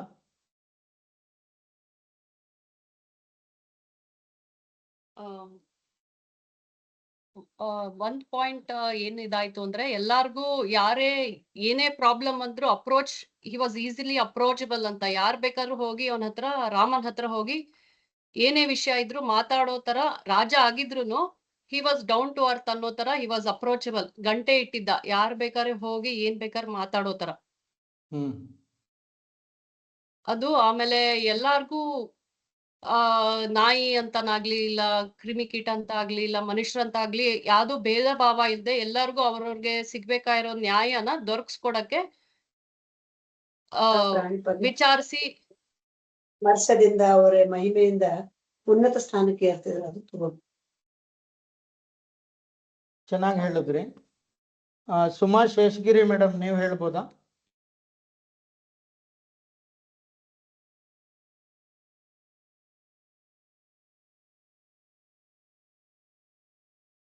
ವಂದನಾ ದೇಶಪಾಂಡೆ. ಅದೇ ಶ್ರೀನಿವಾಸ ಸರ್, ಕರ್ಮ ಫಲ ಅನ್ನೋದು ಎಲ್ಲರಿಗೂ ಒಂದೇ ತೆರನಾಗಿ ಮುಂದುವರಿತದ ಅಂತಕ್ಕಂಥದ್ದು ಈ ಕಥೆಯಿಂದ ಗೊತ್ತಾಯ್ತು. ಅಷ್ಟಲ್ದೆ ರಾಮ ಅಂತಕ್ಕಂಥ ಎಲ್ಲರಿಗೂ ಒಂದೇ ನ್ಯಾಯ. ಉದಾಹರಣೆ ಇದಕ್ಕ ಇದು ಅಂತಂದ್ರೆ ಹೊಂದಾಣಿಕೆ ಅಂತಂದ್ರೆ, ಅರಸನ್ ಮಾತು ಕೇಳಿ ತನ್ನ ಹೆಂಡತಿಯನ್ನೇ ರಾಮ ಕಾಡಿಗೆ ಕಳಿಸಿದ ಅಂತ ಸಹ ಅದು ಅವನ ನ್ಯಾಯಯುತವಾಗಿದ್ದು, ಎಲ್ಲರಿಗೂ ಸಮಾನವಾದಂತ ನ್ಯಾಯವನ್ನ ಕೊಡ್ತಿದ್ದ. ಪ್ರಾಣಿ ಪಕ್ಷಿ ಮನುಷ್ಯರು ಬೇರೆ ಬೇರೆ ಇಲ್ಲ, ಕರ್ಮಕ್ಕ ಹೊರತಾಗಿಲ್ಲ ಅಂತಕ್ಕಂಥದ್ದು, ಕರ್ಮ ಫಲಕ್ಕೆ ಹೊರತಾಗಿಲ್ಲ ಅಂತ ಅನ್ನೋದು ಈ ಕಥೆಯಿಂದ ನನಗೆ ಗೊತ್ತಾಯ್ತು ಸರ್. ಚೆನ್ನಾಗಿ ಹೇಳಿದ್ರಿ. ಬೇರೆ ಯಾರನ್ನ ಏನನ್ನ ಹೇಳೋದಿದ್ಯಾ? ಸುಮಾ ಶೇಷಗಿರಿ ಮೇಡಮ್ ನೀವಿದ್ದೀರಾ? ಜಾಹ್ನವಿ ನಿಂಗೇನನ್ನ ಅರ್ಥ ಆಯ್ತಾ ಕತೆ?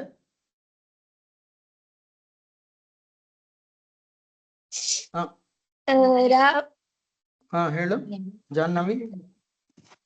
ಎಲ್ಲರನ್ನು ಸಮಾನತೆಯಿಂದ ನೋಡ್ಬೇಕು. ಅವ್ರವ್ರ ಕರ್ಮ ಫಲ ಅವ್ರಿಗೆ ದೊರಕತ್ತೆ. ಸರಿ, ಚೆನ್ನಾಗಿ ಹೇಳಿದೆ ಜಾಹ್ನವಿ.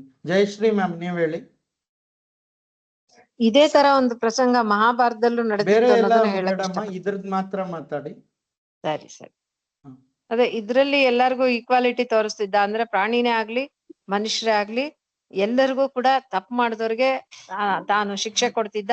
ಯಾರಲ್ಲೂ ದ್ವೇಷ ಆಗ್ಲಿ ಅವನಲ್ಲಿ ಅತಿವಾದಂತ ಅಭಿಮಾನ ಆಗ್ಲಿ ಇರ್ಲಿಲ್ಲ. ಸಮಾನತೆ ತೋರಿಸ್ತಿದ್ದ ಅನ್ನೋದನ್ನ ತೋರಿಸುತ್ತಿದ್ದ. ಚೆನ್ನಾಗಿ ಹೇಳಿದ್ರಿ. ಈಗ ನಾವ್ ಇವತ್ತಿನ ಒಂದು ಜುಡಿಷಿಯಲ್ ಸಿಸ್ಟಮ್ ನೋಡಿದ್ರೆ ನಾವ್ ಯಾವ ರೀತಿ ಇದೀವಿ ಅಂತಂದ್ರೆ, ಇವತ್ ಯಾವುದೇ ಕೋರ್ಟು ಕಚೇರಿಗಳಲ್ಲಿ ಬಡವ್ರಿಗೊಂದ್ ನ್ಯಾಯ, ಸಾಹುಕಾರ್ಗೊಂದ್ ನ್ಯಾಯ, ಮನುಷ್ಯರಿಗೆ ನ್ಯಾಯ ಸಿಗ್ತಾ ಇಲ್ಲ. ಪ್ರಾಣಿ ಪಶು ಪಕ್ಷಿಗಳಂತೂ ಇವಾಗ ತಾನೇ ನಾವು ಒಂದು ವೃಷಭಾವತಿ ನದಿ ನೋಡಿದ್ವಿ. ಇವತ್ ಫಾರ್ಮಾ ಕಂಪನೀಸ್ ಎಲ್ಲ ನದಿಗಳಲ್ಲೆಲ್ಲ ಅವ್ರ ಕೆಮಿಕಲ್ಸ್ ಬಿಡ್ತಾ ಇದ್ರೆ ಜಲಚರ ಪ್ರಾಣಿಗಳು ಅಥವಾ ಕ್ರಿಮಿಕೀಟಗಳು ಮಣ್ಣಲ್ಲಿರೋದು, ಅಥವಾ ಅದರಿಂದ ಎಷ್ಟು ಏರ್ ಪೊಲ್ಯೂಷನ್. ನಾವೆಲ್ಲ ಏನೋ ಕಾರ್ ತಗೊಂಡ್ವಿ ಅಂತ ಹೇಳ್ತೀವಿ, ಯಾವತ್ತಾದ್ರೂ ನಮ್ಮ ಕಾರಿಂದ ಏರ್ ಪೊಲ್ಯೂಷನ್ ಆದ್ರೆ ಎಷ್ಟು ಪಶು ಪಕ್ಷಿಗಳಿಗೆ ಮೊಬೈಲ್ ಯೂಸ್ ಮಾಡ್ತೀವಿ. ಇದೆಲ್ಲ ನಾವು ಸರಿಯಾಗಿ ಅವ್ರು ಯಾರಾದ್ರೂ ಬಂದು ಕೇಸ್ ಹಾಕಿದ್ರೆ ನಾವು ಯಾರು ಮೊಬೈಲ್ ಯೂಸ್ ಮಾಡೋಂಗೆ ಇಲ್ಲ. ಆದ್ರೆ ಅದಕ್ಕೆ 84 ಲಕ್ಷ ಜೀವರಾಶಿಗಳಿಗೂ ಕೂಡ ನ್ಯಾಯ ಕೊಡೋ ಏಕೈಕ ಸ್ವಾಮಿ ಅಂದ್ರೆ ಅದಕ್ಕೆ ರಾಮರಾಜ್ಯ ಅಂದ್ರೆ ವೈಕುಂಠದಲ್ಲಿರೋ ಪತಿ ಅವನು, ಯಾರಿಗೂ ಅನ್ಯಾಯ ಆಗದಿರೋಂಗ್. ಇದು ದೇವರೊಬ್ನೇ ಮಾಡಕ್ ಸಾಧ್ಯ, ಬೇರೆ ಯಾರು ಇಲ್ಲ. ಈ ರಾಮದೇವರನ್ನ ಆದರ್ಶವಾಗಿ ಇಟ್ಕೊಂಡು ಮಾಡಿದ್ದು ಮಾಂಧಾತ, ನಹುಷ, ಅಂಬರೀಷ, ಸಗರ. ಈ ರಾಜರುಗಳ ಹೆಸರು ಹೇಳ್ಕೊಂಡ್ರು ಕೂಡ ನಾವು ಹರಿವಂಶ, ರಾಮಾಯಣ, ಮಹಾಭಾರತದಲ್ಲಿ ನಮಗೆ ಅನಂತ ಪುಣ್ಯ, ಮೇರು ಪರ್ವತ ಸದೃಶ ಪುಣ್ಯ ಬರುತ್ತೆ. ಇವತ್ತು ಪ್ರಾಣಿಗಳು ಎಲ್ಲಾ ತರ ಅಪಚಾರ ಮಾಡಿ ಮನುಷ್ಯ ತುಂಬಾ ಸ್ವಾರ್ಥಿಯಾಗಿ ಕೆಟ್ಟವನಾಗಿದ್ದಾನೆ. ಪ್ರಾಣಿಗಳಿಗೆ ಇವತ್ತು ಯಾವುದೇ ಒಂದು ಸಂವಿಧಾನದಲ್ಲಿ ಅದಕ್ಕೇನೂ ಇಲ್ಲ.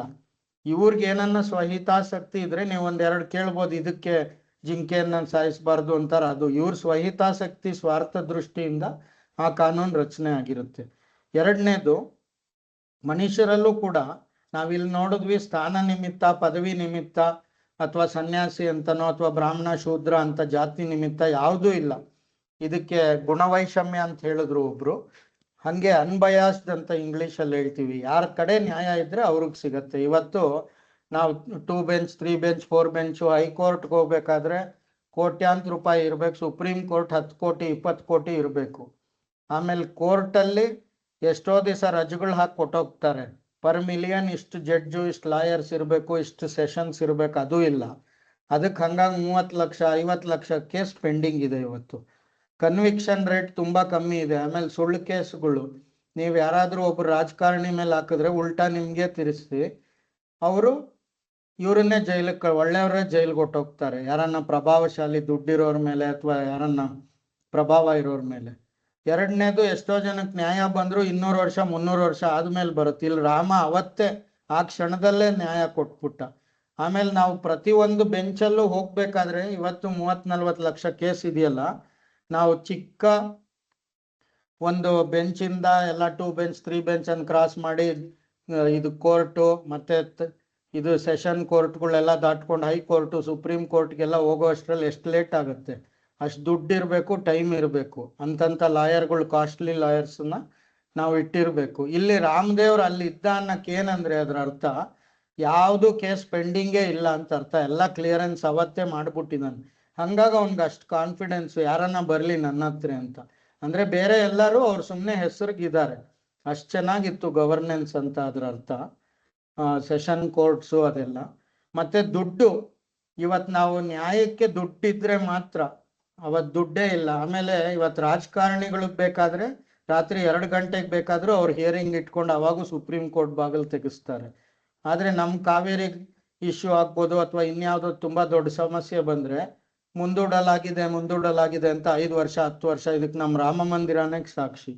300-400 ವರ್ಷದಿಂದ ಇಲ್ಲಿ 80 ಕೋಟಿ 90 ಕೋಟಿ ಜನ ಹಿಂದೂಗಳಿದ್ರು. ರಾಮ ಮಂದಿರ ಕೇಸ್ ಇಷ್ಟು ದಿನ ನಡೆಸಿದ್ದಾರೆ.